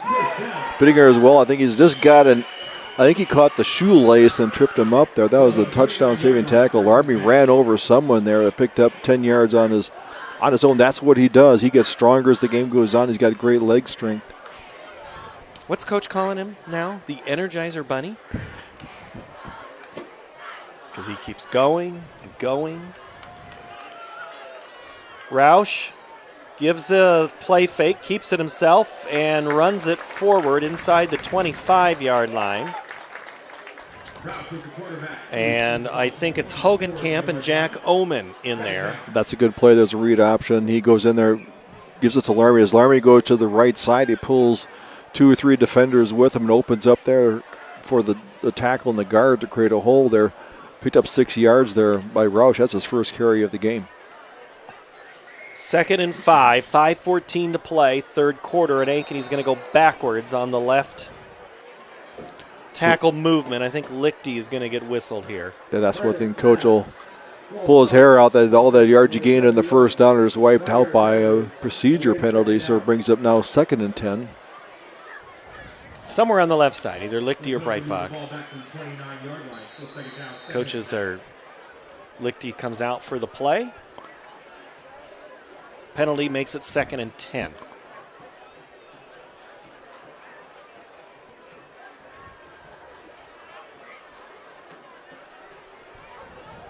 Rob Luther's offensive staff signals in the play.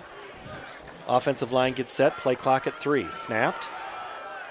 Larmy has it. He's inside the 20-yard line before he's brought down by Claiborne.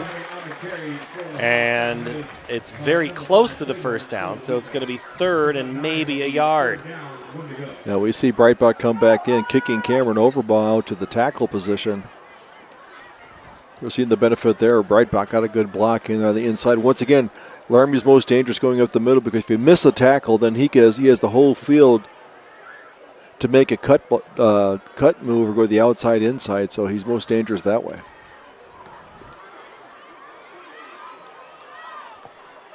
From the 20. Larmy takes it, escapes, and gets into the secondary. Pushed down by McCaffrey, and that's a Hawk first down. He gave someone a shoulder fake. The guy took it, then he cut it back up inside, picked up some yards. Someone made a shoestring tackle again, preventing him from getting in the end zone, but he picks up the first down. So now they're down inside the 20, around the 14-yard line. Now the Ankeny offense seems to be just on a little bit different pattern and cadence than they had in the first quarter. They have the ball here in the 3rd. They lead 19-0 as we approach the 3.5 mark of this 3rd quarter. Larmy cannot escape that pile. Breifogel and the big guy in the middle, Serber, along with Monk.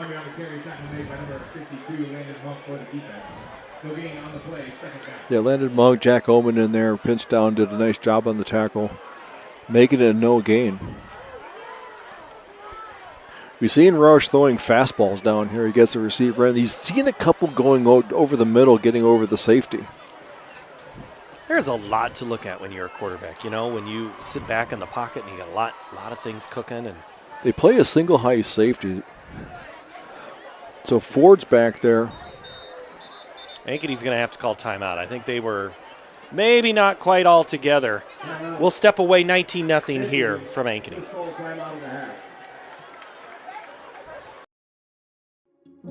What if you could make a priceless difference in your community for as little as $5? With the Des Moines Catholic Worker House, you can. For nearly 50 years, the Des Moines Catholic Worker House has given the homeless and low-income community a place to feel welcomed. With your support, we could turn 3,000 free meals each month into 4,000. We could build a brand new warming and cooling center in our future facility. We could provide more hygiene products, more clothing, and more hope to those who need it most. Feed the hungry, clothe a neighbor, and spread your generosity throughout Des Moines by scanning the QR code on the screen right now. Donate online via PayPal or mail a check to make a priceless difference in your community today. Thank you so much for your support. 2nd and 10 for the Hawks. Daniel Larmy is averaging just under 6 yards a carry. He's at 147 yards. They throw his direction, but instead they go to the second man out of the route, and it's complete on the far sideline. Demke makes the tackle. Mr. Brandhorst again. Brandhorst again, the big target in the red zone, and that will move the chain because they're only going to have the down marker because it's inside the 10. 1st and goal from the 3. Nice play there. They had Brandhorst on the outside, had Larmy come in, go out wide in the slot position. He took the corner with him, so they created a nice little out for Brandhorst. If you're East right here, you're trying to keep it to a field goal, and you get it started there on 1st down with a great tackle by Jacob Breifogel right on Larmy. No gain on the play. Yeah, he did a good job, hitting that gap there. He does, very athletic linebacker. There's been hard yards to get. He's made it that way from the middle linebacker position.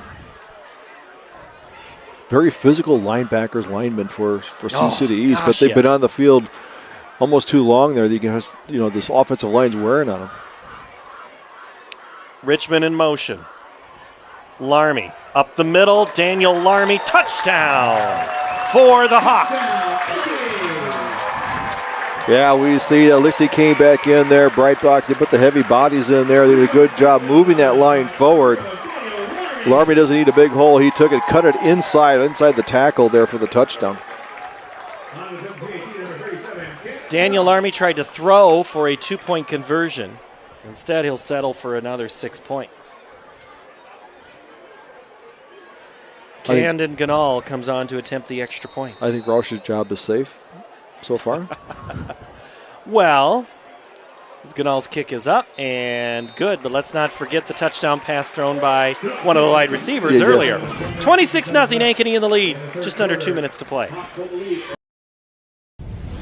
Ever have one of those awkward moments when a business disappointed you? You got ripped off? Didn't get what you expected?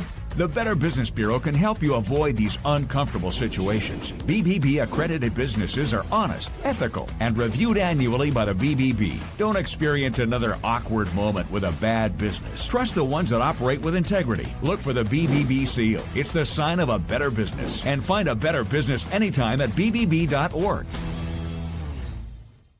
Employee pricing plus extra DeArmond discounts at DeArmond Ford. New 2024 F-150s with over $20,000 off. Get a new Ford Bronco with $9,000 off plus 3.9% for 72 months. New Bronco Sports on sale for $37,990 plus 3.9% for 72 months. And new Super Duties with $10,000 off. Extra discounts on top of employee pricing. Only at DeArmond Ford, Indianola. Ankeny scores again, 26-0, 1:57 to play. Centennial scores.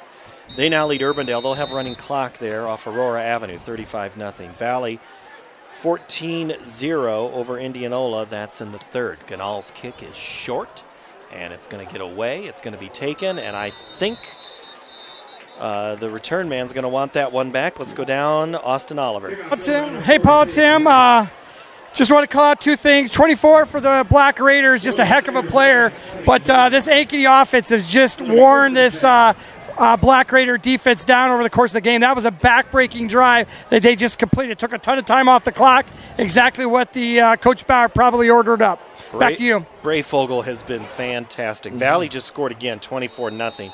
Here's the other game, Tim. Number 8, Liberty leads number 4, Iowa City West, 38-24. They're in the third quarter. Northwest, no problem with East, 49-0. Collins gets the call on first down, and he makes a nice move across the 30 before he's brought down by Westemeyer and Aiden Howard. That's been his best drive. That brings up a first down. He picked up 11 there on that carry up the middle. Howard in for the injured Wirtz. As this week, a little bit of the reserve side of things took a hit for Ankeny. Collins is going to be spun up. Whittinger was there first. Joey Sandvig comes in. And Mars Clark, so you had 9, 6, and 3. Last I knew, those were all things that mattered, 9, 6, 3, I don't know. I thought there wasn't going to be too much math up there in the press box. That's a lot of math. That's what Jeff's for. Jeff does the math for us. 2nd and 10, no gain. On the play, Jepson rolls out with lots of time. Throws down the far side. He's got his man Boonster wide open. Caught at the 35-yard line. Popped out of bounds by Mars Clark. Huge pickup to Tanner Boonstra. Left him alone on that near sideline, Tim.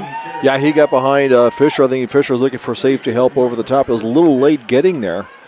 So therefore, good job by Jepson, putting a rainbow out there, hitting him in stride.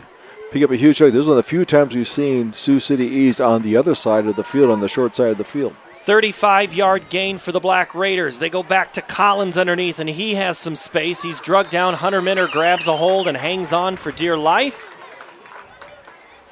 before Daniel Frazee comes up to finish that off. So now the big pass sets up a couple of positive yards for the running game of Sioux City East. This game's still in question, 26-0, but the Black Raiders have got to score quickly. Final 20 seconds of the third quarter to play.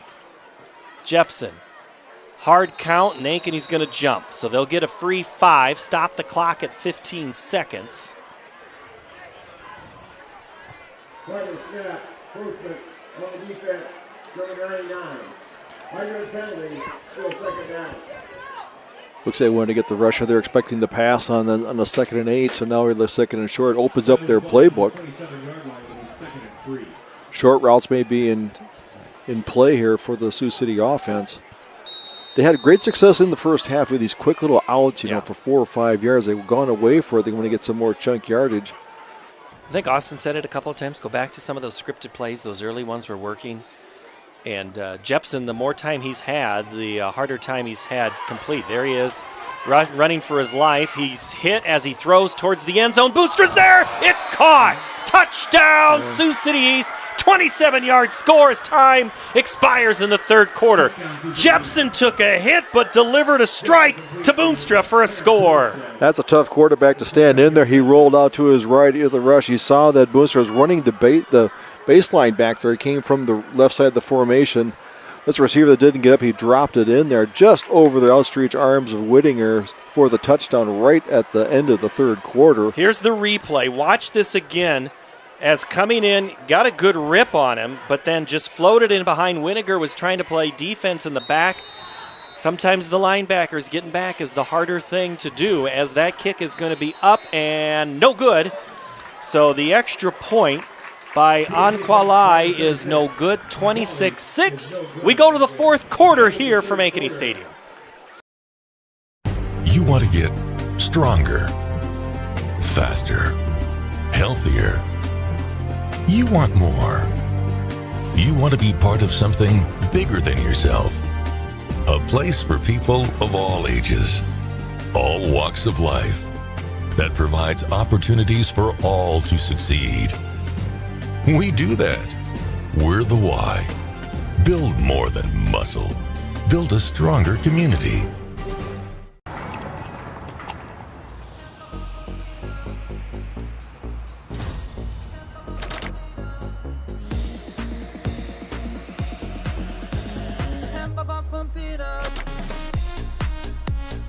A fuel choice that even rivals can agree on? Now that's worth the hype. Cheaper, cleaner, and homegrown. Pump it up with unleaded 88.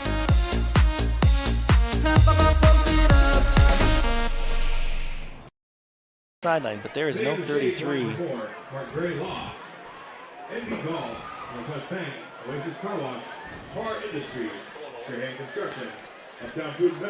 We haven't seen Sioux City kick off since the beginning of the game. That's right, to start the game.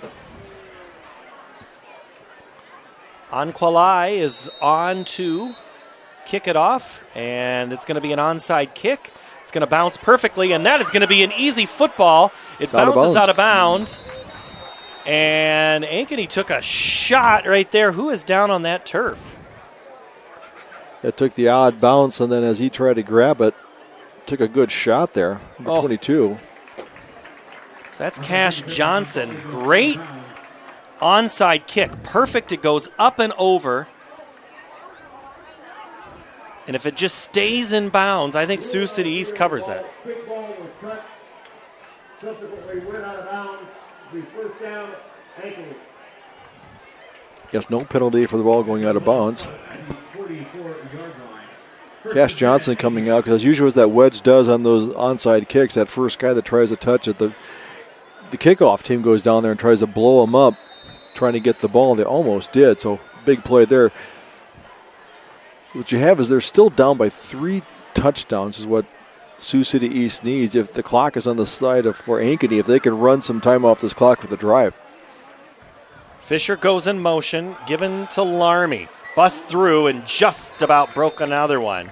He gets across the 47-yard line before James Hogenkamp grabs him by the ankles.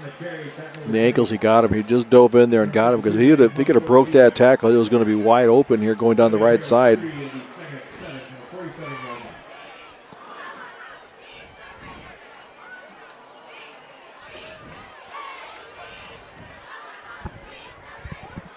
Sioux City would be expecting them to run. This sometimes you can do a fake with this thing. You might find single coverage on the outside you can take advantage of. 2nd and 7 from the 47, 11-20. They empty the backfield to go to Lando. On his movement is Tazen Lando. Then he is dropped in a hurry by James Hogenkamp. Let's go down to the sideline with Austin. Probably guess, and you guys probably intimated the defensive coaches for Ankeny were not very happy about that last drive, but we can definitely see why the Sioux City East team is one of the leading offenses in the state. 2 big plays got them into the end zone. They could probably do that again here pretty quick, but that defense is going to need to shore some things up to keep the scores from happening. Back to you. Austin's voice, did you hear how tired it is, Tim? Yeah. That guy called a 4-set volleyball match last night with Andy Pollock on CISN, Ankeny and Centennial. Quick throw, Roush to, you guessed it, Brandhorst, and he's grabbed by Hamilton at the shoe tops. And it's enough to move the chains for another first down for the Ankeny Hawks. Yeah, 3rd and short. Sioux City was blocking the middle there, expecting a short run there, something to alarm me. Good fastball out there. Who's your safe zone? Brandhorst with those great hands picks up the first down once again.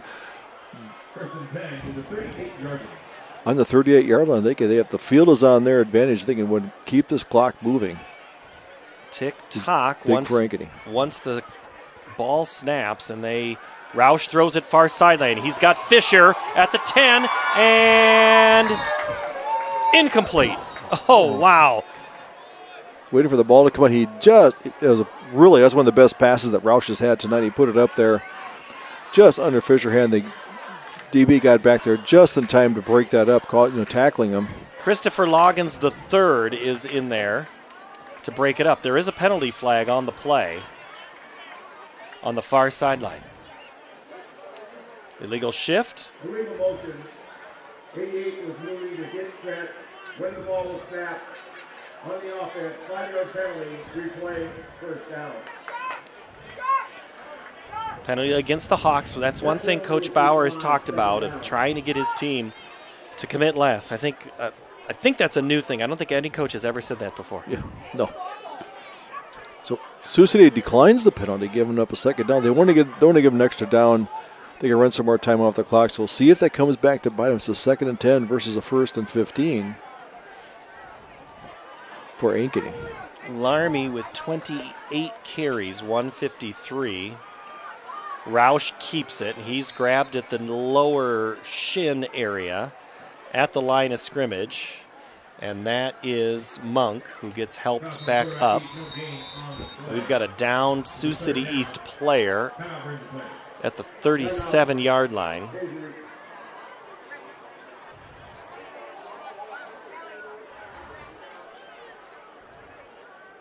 As the team comes over, I think it's Kason Claiborne that's down. Let's take a look at out-of-town scores.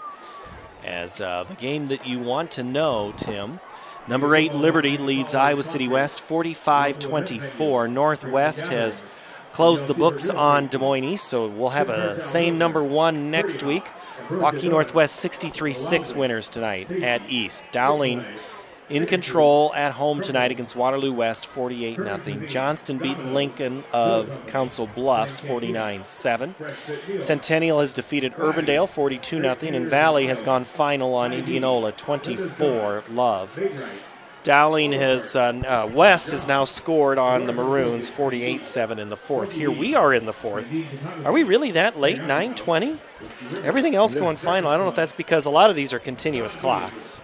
Yeah, we're seeing our neighbors to the north. Centennial comes in at 2-2. So going at 3-2, they still keep their playoff hopes alive. Their RPI will move up.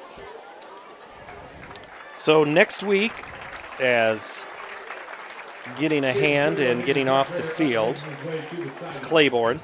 Ankeny next week will play number 7 Johnston, then at Ames, home with Valley, and then at Council Bluffs Lincoln. East has a game home with Roosevelt next week. Then they come back to the Metro to play Johnston. Then they'll host Abe Lincoln from Council Bluffs, and then they're at Ames to finish out the season. So East, there's 3 winnable games, if not 4, on that schedule for them. So I think keep the scouting report handy on Sioux City East. This is a team that's going to play a lot in October and maybe into November. Yeah, they got the defense that can play. They got the receivers. They got the skill position.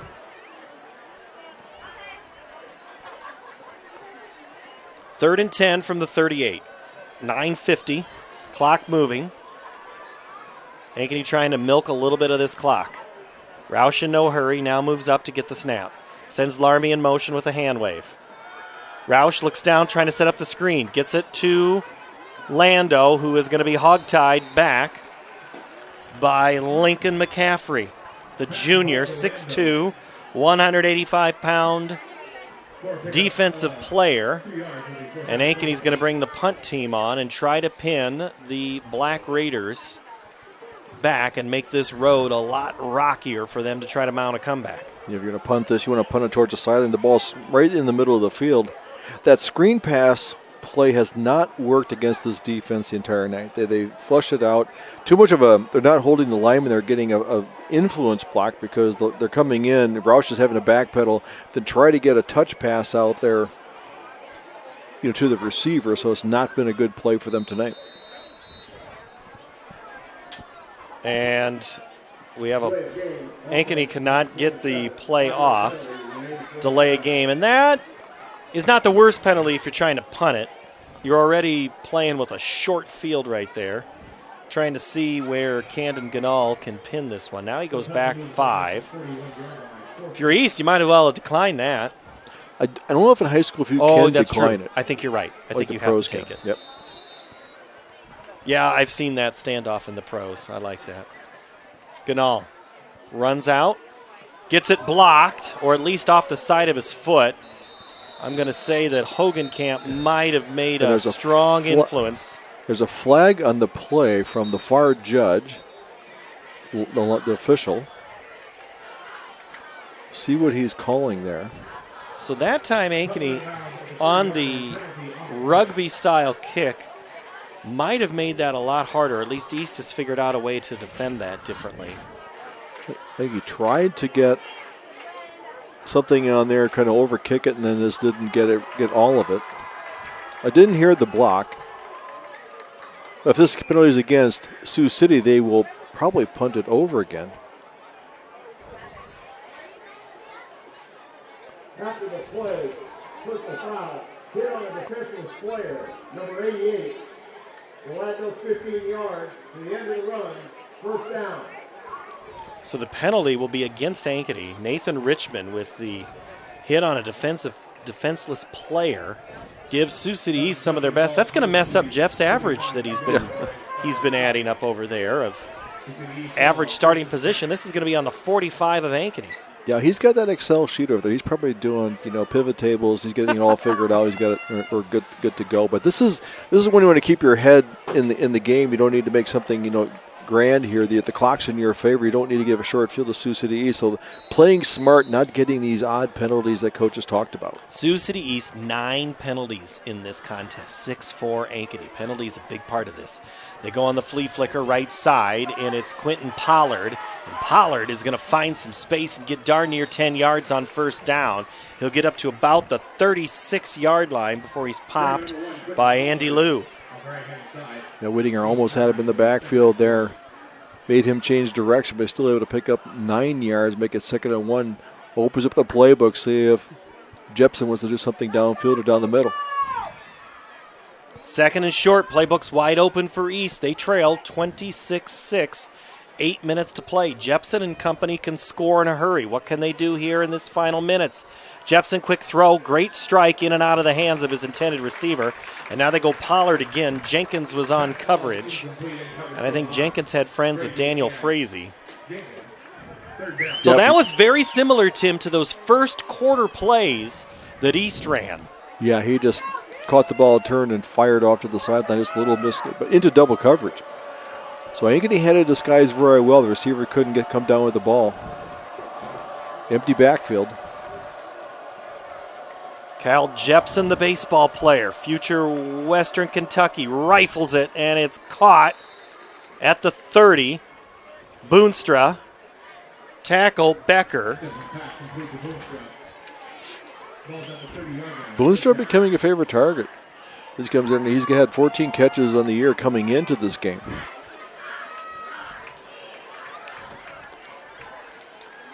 And it's a quick throw caught by Ford. He is going to be short of the first down on first down, but good positive yardage. Whittinger comes in to make the tackle. Up-tempo offense, they want to get as many plays in here as they can, so they have these plays predetermined to come in with their formations. Ankeny defense running around. I think there's a little bit of confusion there for the Hawks as Ford now shifts, play clock at 20, so East is certainly causing confusion on their defensive opponent. Trying to cause some mismatches out there. Trying to see where the mismatch is on the receivers and see if they can find them open. Jepson goes up, play clock at 5. Gets rid of it on the pass, throws towards the end zone. His intended receiver was Ford. Frazee was there, Mars Clark for moral support. Good to have a good support animal like Mars Clark with you. Thought they had something to the outside. They could outrun it and get it over the top of the corner in front of the safety, drop it in there like they did here earlier in the third quarter. They had great success with that. Wasn't there, brings up a 3rd and 4. Once again, see if they go back to that pre-planned offense where they got quick outs. 3rd and 4 for the Black Raiders. It's a handoff, and it's a big scrum right up the middle. Great move by Collins. He sidestepped Becker before Cooper Howe closed, and it is enough for a Black Raider first down. Down to 6:45. It's taking some time off the clock because the clock will keep moving after let's hit the chains. Jepson gets Ford. Or no, that's Grant to the left side. They throw out of the backfield, and Collins, if he would have caught it, would have been dropped by Joey Sandvig. Probably best that he did drop it there, because if he would have caught it, he'd have been dropped immediately, would have kept the clock running. So better to have an incomplete pass here if the clock is not your friend. 2nd and 10, 6:34, 26-6. Ankeny with the leads. In our post game, we'll have a couple of interviews. Austin Oliver will make his way down to the field. As the student body is kind of stuck around here, fans have started to exit a little bit. Jepson rolls out to the right side. He's given chase, and he just throws it short. That was just a throwaway. Jenkins on the cover of Boonstra. Becker there as well. Now they bring up 3rd and long. You get those little outs probably aren't as productive as you would like them to be. Trying to move the pocket there for Jepson to find some area. See if they want to pick on the corner. The wide side of the field is to the right. Jepson. Screen. Oh, geez, Collins. The thing is, that hit a lineman first, which would be a penalty, right? You can't throw it off the lineman's back and ricochet it, right? Officials are discussing if they did see it. Came in odd. They're going to... No penalty? They're marking it as an incomplete.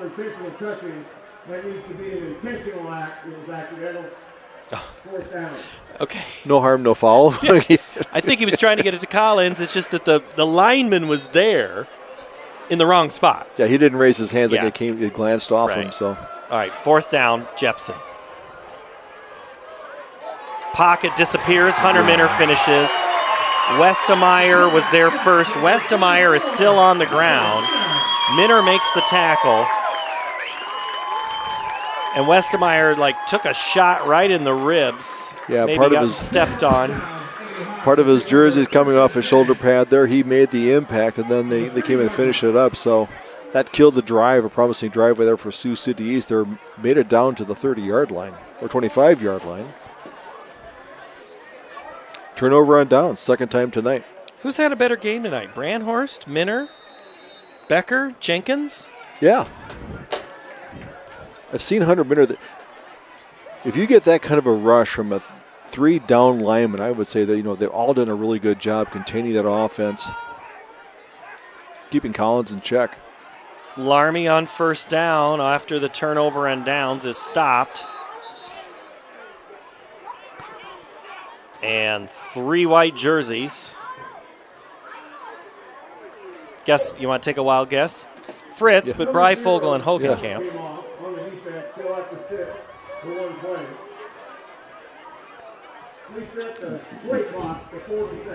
It's a loss of a play, but the clock will keep moving.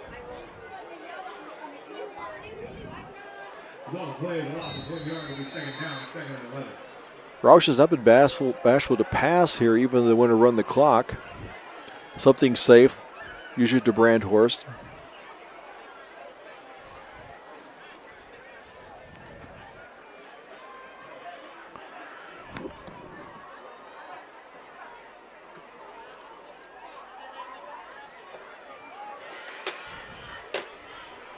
Let the clock run down to 10 before they line up to run a play. Approaching 5 minutes, 26-6, Ankeny by 20.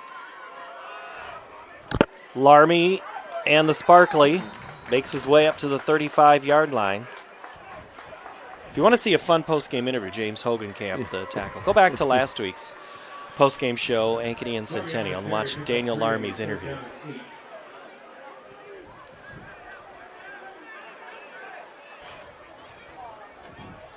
Last week we had a whole bunch of cameras here tonight. Yeah. I didn't see one. They want to run this down to about 4:10 when they take the snap. Would expect a running play to keep this clock going before they have to line up to punt if they don't get the first down. Roush to throw. He's got a man, and it's dropped. Fisher, McCaffrey was covering. Fisher just had a little too much time to think about that one. Yeah, he was also thinking about keeping in bounds to catch it and drop on his knees so he keep the clock running. So it's a good pass to Roush.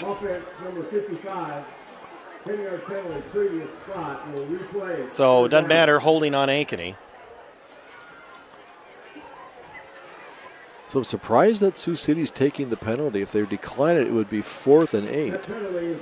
There you go. Yes. Yeah. Yeah, I agree with you, Tim. That was, I'm like, I'm not sure that's what you want to do. Yeah.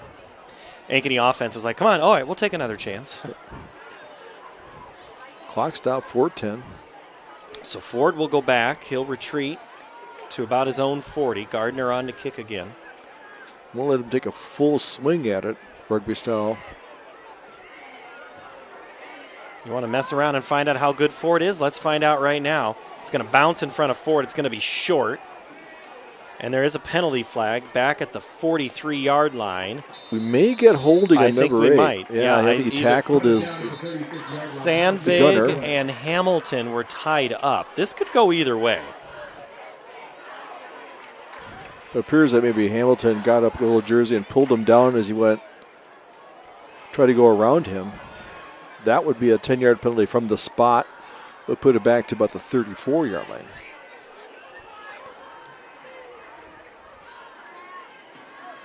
Coach is signaling take Coach it. Bauer says take him back.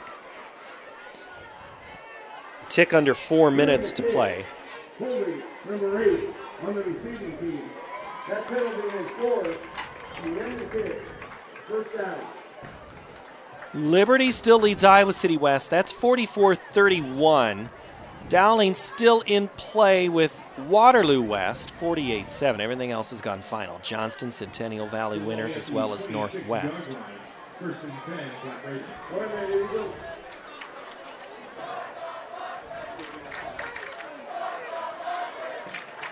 We'll see if Sioux City wants to air it out a little bit more here instead of the sideline routes, if they find something there on the sideline or even into the slot. Jepson rolls out. Shovel pass, caught. Great play there to Amos Collins before Joey Sandvig. That's enough for a first down. 26-6. 3:51 to play. So East still fighting. We saw Gretkin briefly, but it's been Collins pretty much trying to get his explosiveness started. Jepson, hard snap count. Here comes some pressure. Throws downfield, slings it. Wide, good, tip away. 3. There were 5 players there, 3 on 2. Clark and Sandvig break up the pass. Intended. I think Grant was down there. No, that's actually Castillo. Right. Looks like it might be open, but he threw it down there. Did a smart play. Really throws a nice rainbow pass down there, but good coverage or double coverage, making up ground and knock the ball away. 2nd and 10 from the 37-yard line. Jepson, straight drop. Here comes Heat. Throws it off his back foot, far side, and has a man. I think it's caught. It is. It's going to be a great play down that far sideline. Boonstra again. Fisher makes the tackle. Boonstra now, 7 catches, 134 yards. That guy's having a great night. Yeah, he went down there. I think the DB thought he might be able to pick it off, but Boonstra went up there and he took it. That's where a receiver becoming aggressive and getting the ball. Jepson, quick throw. Ford grabs it. Clark tries to rip down. Ball comes out after the play is whistled. I think Becker kind of helped, and it was really Clark that made that play finish. Gain of a couple. Good pursuit there, not let him get downfield. Only gained 2 yards, but also lets the clock keep running. 2nd and 8, approaching 3 minutes. Jepson, flushed, gets rid of it, caught by his safety valve Collins before Cooper Howe. Had a chance to talk to Cooper Howe Sunday coming out of the Under the Lights. He had himself a good time. That's quite the tradition that they have. These guys have been having fun with homecoming right now. They're 2 minutes, 47 seconds away from a victory, but East is making it go. The screen pass falls flat. Clark on coverage. Delivering a good hit for Ankeny was Nathan Becker.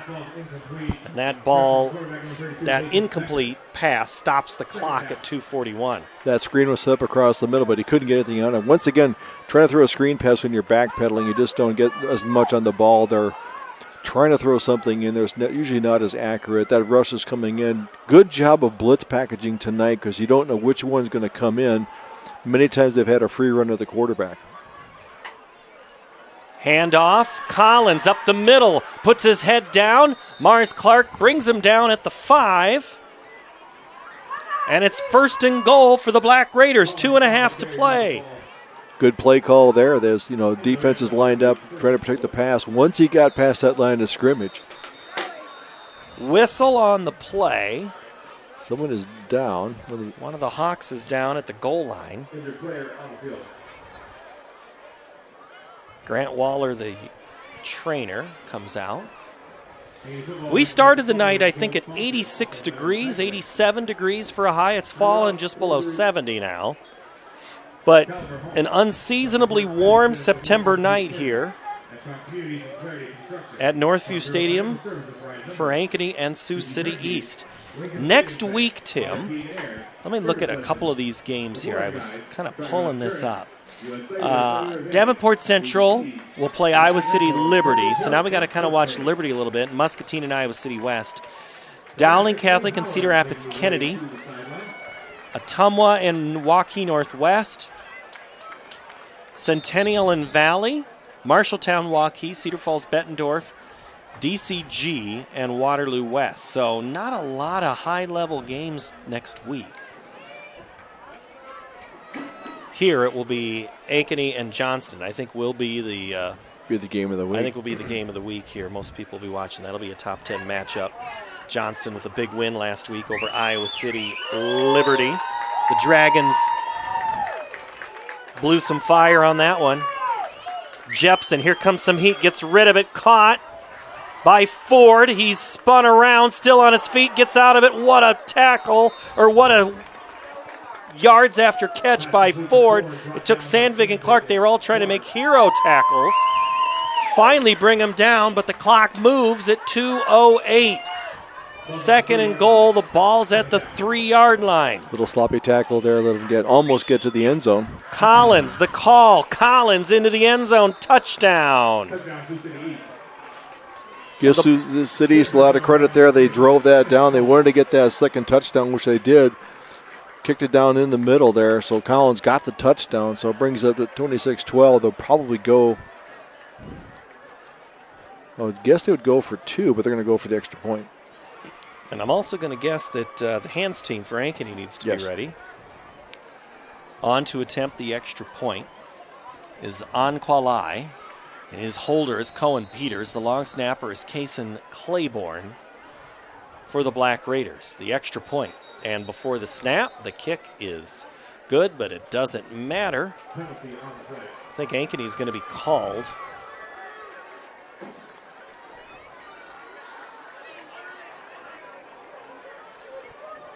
If it's on Ankeny, it'll move it 1 yard. So does East want to take the penalty and then try for 2 from the 1 yard line?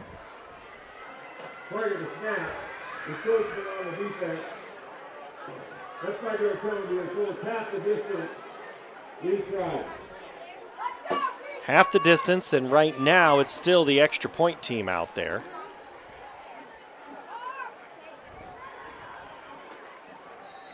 Holder makes the adjustment. He comes up 1 yard.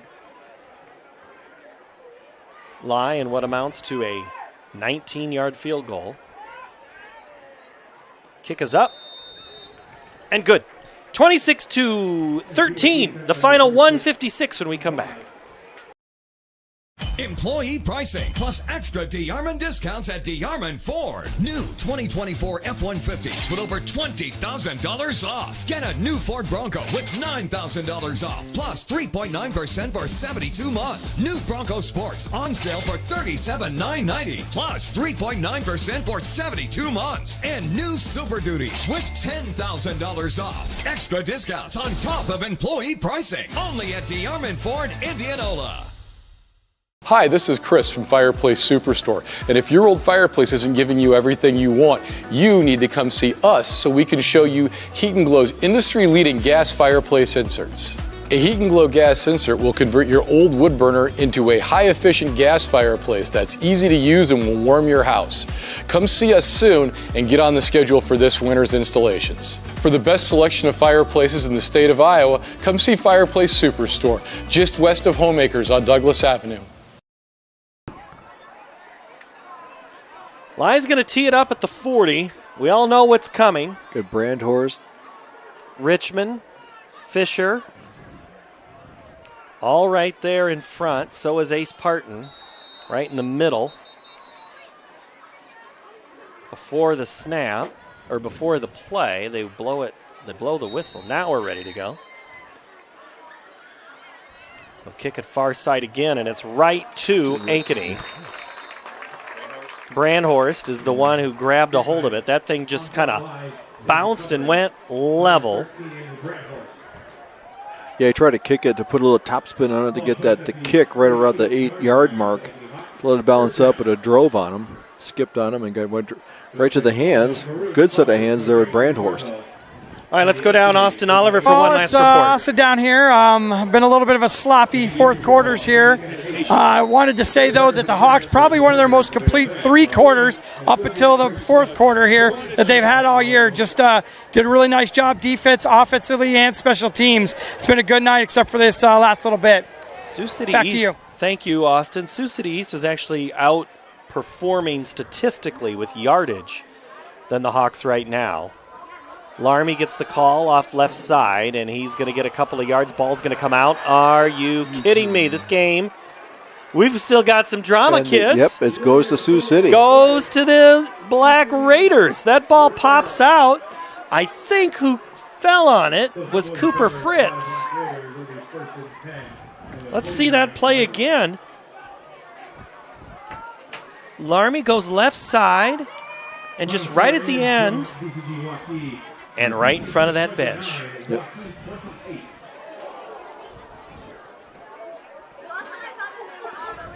Ankeny defense is back out there, 150 left in the game. A little bit of pride in that defense. They want to keep them out of the end zone. 150, 26-13 East. Jepson goes for it right down the middle, and it's intercepted. Picked off by Aiden Howard. And Howard just played center field. He knows that Jepson did not see him. Jepson was read like a book. Aiden Howard, the INT. Yeah, Jepson put a little too much air into there. He definitely did not see him coming in. The pressure was on. Didn't have his feet set, put a little too much air.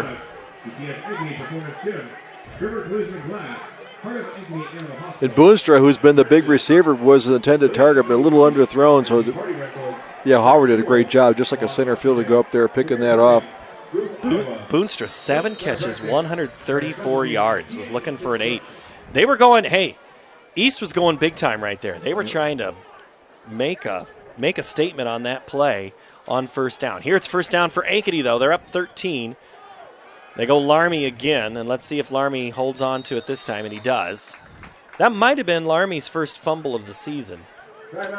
Yeah, I don't see him dropping the ball very much. He's, pretty much the hands guy. But he's had a bulk of the carrying tonight. They did a good job keeping him in check most of the time, except for that second quarter. He had a couple big runs against the Sioux City East defense. Serber makes the tackle. Timeout, Sioux City East here. All right, so Johnston comes to town next week. Ankeny and Johnston games have been pretty good over the years.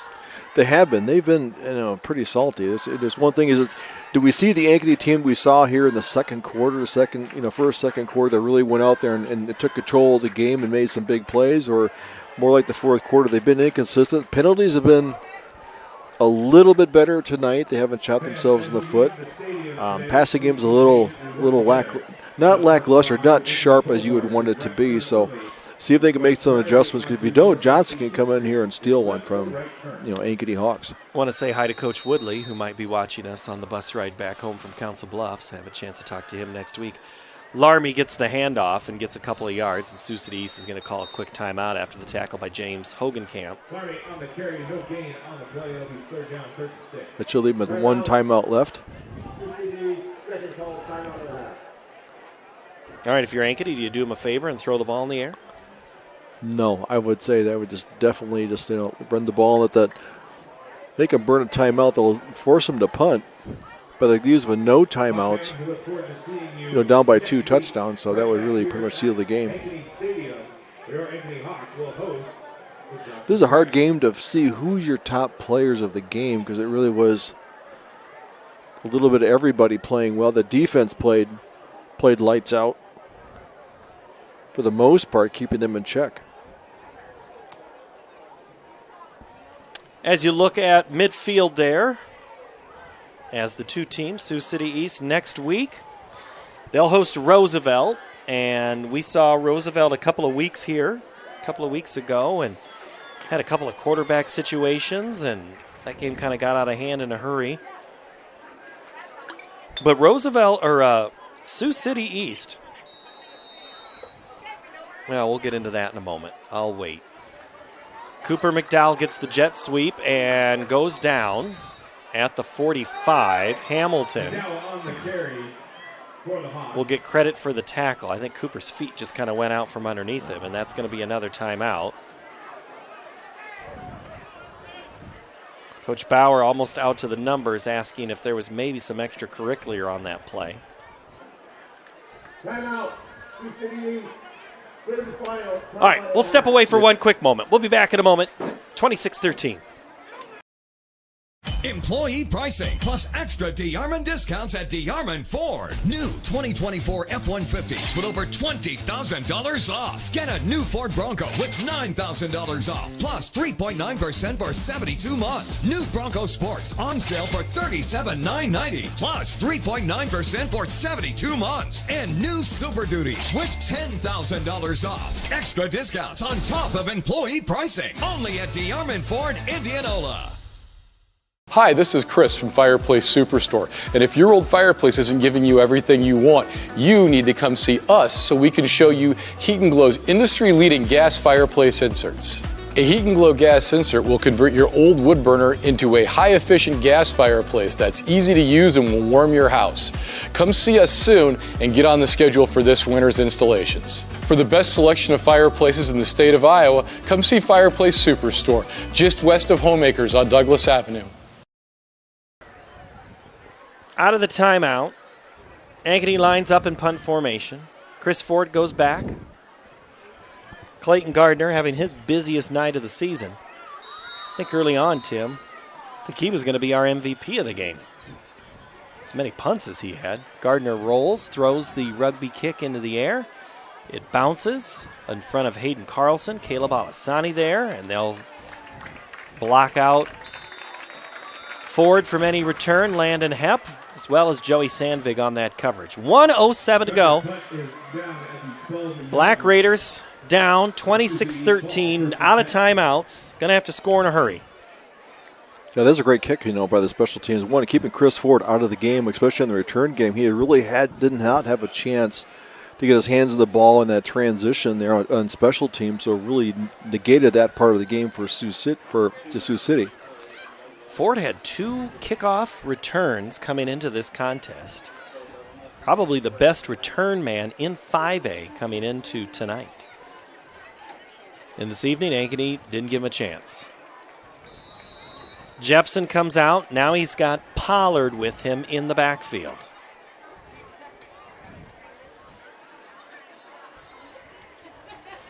Jepson, here comes some heat. Joey Sandvig, now Becker. Chase him into the end zone. They throw it downfield, and it's incomplete, intended for Isaiah Grant. Flag down somewhere. There's a holding, or it's kind of where that flag flies into where the linemen are. I don't think they had a lineman downfield. And Sioux City East is pointing at Ankeny. Holding defense, number 6. 10-yard penalty from the previous spot and result in a first down. Sioux City East. Whittaker is whistled for the penalty. Moves the ball up to the 23-yard line. First and 10, 58 seconds to play. So East gets some yards and a fresh set of downs. Jepson with it. With Collins next to him to block. Jepson throws. Hit as he throws. And it's caught at the 45-yard line. Boonstra again. That dude is solid. Mars Clark, the tackle, ball at the 45. Clock stops for the moment at 51 seconds. Jepson gets done. He got sandwiched on that play there. He stayed in the pocket waiting for Boonstra to get open. He took a pretty good lick there. First down, the clock will start. What's the chains are going? Jepson again to throw. Near side, caught by Ford, just short of midfield. Fisher, Sandvig, and Westemeyer. Ankeny came out of the ball. That's called the forward progress. Then they were trying to strip the ball, and a flag on the play. And Ankeny's coaching staff just picked up a 15-yard penalty as they were lobbying hard that there was a turnover right there. I think the official saw it where his forward progress had stopped, and as they were coming in, as other players come in to tackle, he was going nowhere. Then the ball came out at that point, but I think they had blown the whistle. And let's see here. Jeff's been updating penalties for me. That'll be a 9th penalty. 15-yard unsportsmanlike. So now, 33 seconds to go. East moving forward with the help of some penalties. They're inside the 40 at the 37-yard line. But you don't want this game to get a touchdown and then get within a squib kick. I think if you're East, you got to think about the end zone pretty much right away. Yep. They want to get something deep. They want to get something on the outside. You've got single coverage on the outside on the right side. They look quickly to the side, and it's dropped. Intended for Cason Claiborne. Nathan Becker there would have wrapped him up. Clock stops at 30 seconds. Odd play call there, because even if he would have caught and even gotten away, he would have been tackled in the field. The clock would have kept moving. So I think they want to go more for the sideline right now is your best bet, or going something deep. Jepson with the snap. Flushed. Running. Throwing towards the end zone. Launches it there. It's caught for the touchdown. Caught, and a touchdown for Sioux City East. With the reception is Kason Claiborne. The junior hauls it in. And now this game's going to look a whole lot closer with that touchdown. Jepson flushed out by Sandvig. Sandvig, they're on the run. Threw the ball up there from the 50-yard line. Got it to the end zone. Going backwards. Right there. His receivers never give up. They know the ball is going to come at him if they can get open. So nice job by Jepson finding his open receiver. 20 seconds to go. Lai's extra point is good. Hold the phones as we approach 10 o'clock. Onside kick coming. You can bet that. And that drive was with no timeouts on the clock. They did a nice job getting the ball down there. Aided by a couple of unnecessary penalties, self-induced penalties. I'm thinking Coach is not going to be too pleased after this one with some of those penalties at the end. Was it two unsportsmanlikes on that drive? Well, there was a one on the holding penalty. Then there's on the sideline on the coaches. That was a 15-yarder. Yep. That was the bigger one that they had. They could have had the clock moving.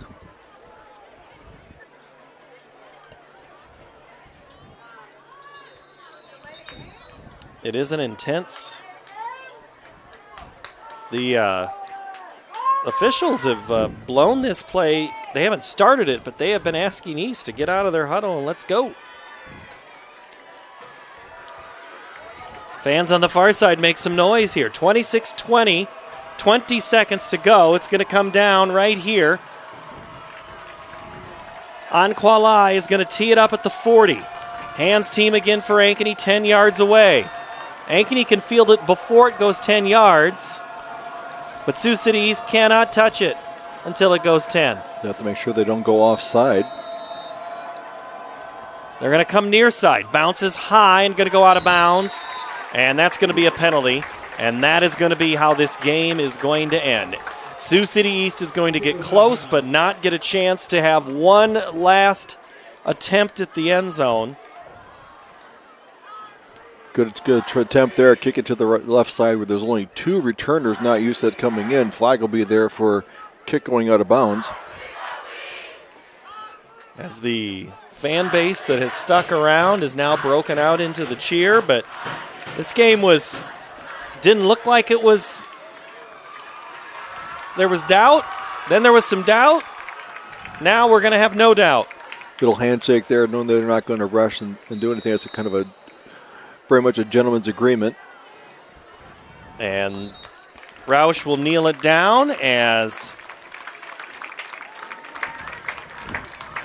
this game is going to end 26-20. They'll shake hands. This is a hard-fought game. This one's going to look in the paper a lot different than maybe it was, but you know what? The more you think about it, Tim, maybe it was a lot closer than what we thought. The score just wasn't indicative of how this game was going. Yeah, you're talking about the stats there, that actually Sioux City East had the stat advantage, coming into the game, but just that they weren't getting their way. All right, Austin Oliver. Austin's going to chase down a couple of things. Sioux City East tonight, 28 of 50 passing for 323 yards, rushing 20 for 31, good for 31 yards. 20 carries for 31 yards. That's a total of 354. Ankeny, 14 of 31 passing for 98 yards. 40 carries, 160 yards rushing for a total of 258. Larmy, 33 carries, 159, one catch, negative yard. McDowell, 2 carries, negative yards. Roush, 3 carries, 7 yards. Receptions, Brandhorst, 7 for 47. Carlson, 2 for 12. But for East, let's go back for a moment. Collins, 16 carries, 50 yards, but the big one is Boonstra, 8 catches, 156. Then you had Ford with 7 for 55, Collins 3 for 19, Claiborne 4 for 52, Grant 4 for 28. Let's go down to the field and Austin Oliver. Go ahead, Austin. All right, this is Austin Oliver down here on the field with Andrew Brandhorst. Andrew had 7 catches tonight for about 50 yards. Wasn't a ton of yards tonight, but I thought they were all real key plays for you guys tonight. Tell me a little bit about the offense tonight. We knew they were going to be a team where we had to throw the ball. They played deep, so we knew we had to throw it underneath and make plays out there. Yeah, how'd your quarterback play tonight? He made some of the right decisions. I felt like he had a good night tonight. Yeah, he played great. I love that kid. He's been practicing like a beast. He's been playing hard, so he did really good tonight. All right, thanks, sir. Yes, sir. We'll get Hunter Minner in here. Hunter, I'm sure you all week had heard about this high-powered offense, and we saw a little bit of it there at the end of the game. But tell me what kind of a challenge you guys took for having that team coming in here, and what did you guys take from all the talk that was coming in for you guys? They're definitely a great team. They have a great quarterback, great offensive line, running back, receivers. I mean, they've got it all. It was definitely a tough game for us. We played our tails off, so that's all you can really ask for. Now, how do you parlay a good game tonight into the rest of the season for you guys? I think if we play like that at the first half, beginning of the game, that last half we had a couple hiccups, but I think if we play like that the rest of the season, we can beat any team in the state. All right, thanks a lot. Have a good night. All right, back to you, Paul and Tim. All right, Austin, thank you very much. A couple of those interviews, and that will wrap up Austin Oliver's duty there on the field. As we tick past 10 o'clock, Tim, final thoughts. Ankeny played a great game except for the fourth quarter. I think they let them back in the game there. They need to be able to put a stake in the heart of a team there like they should. Sioux City A's came back. They're the real deal. They're going to be a player. They could be a dangerous team come the playoff time. Even though it's a loss, they are a tough team out west. That's true. We will see them again at some point down on the playoff road, whether it's teams going up there or they're coming down here. Final score on this homecoming night, 20-25 for the Ankeny Hawks. It's a victory for Ankeny. 26, Sioux City East 20. My thanks to the Sioux City East staff, coaches, and players for their help in getting ready for this game. And thank you for watching up in Northwest Iowa and wherever you may be around the world. Final score tonight, 26-20. Ankeny wins. They advance to 4-1. And same record for the Raiders, 4-1. So long from Ankeny Stadium.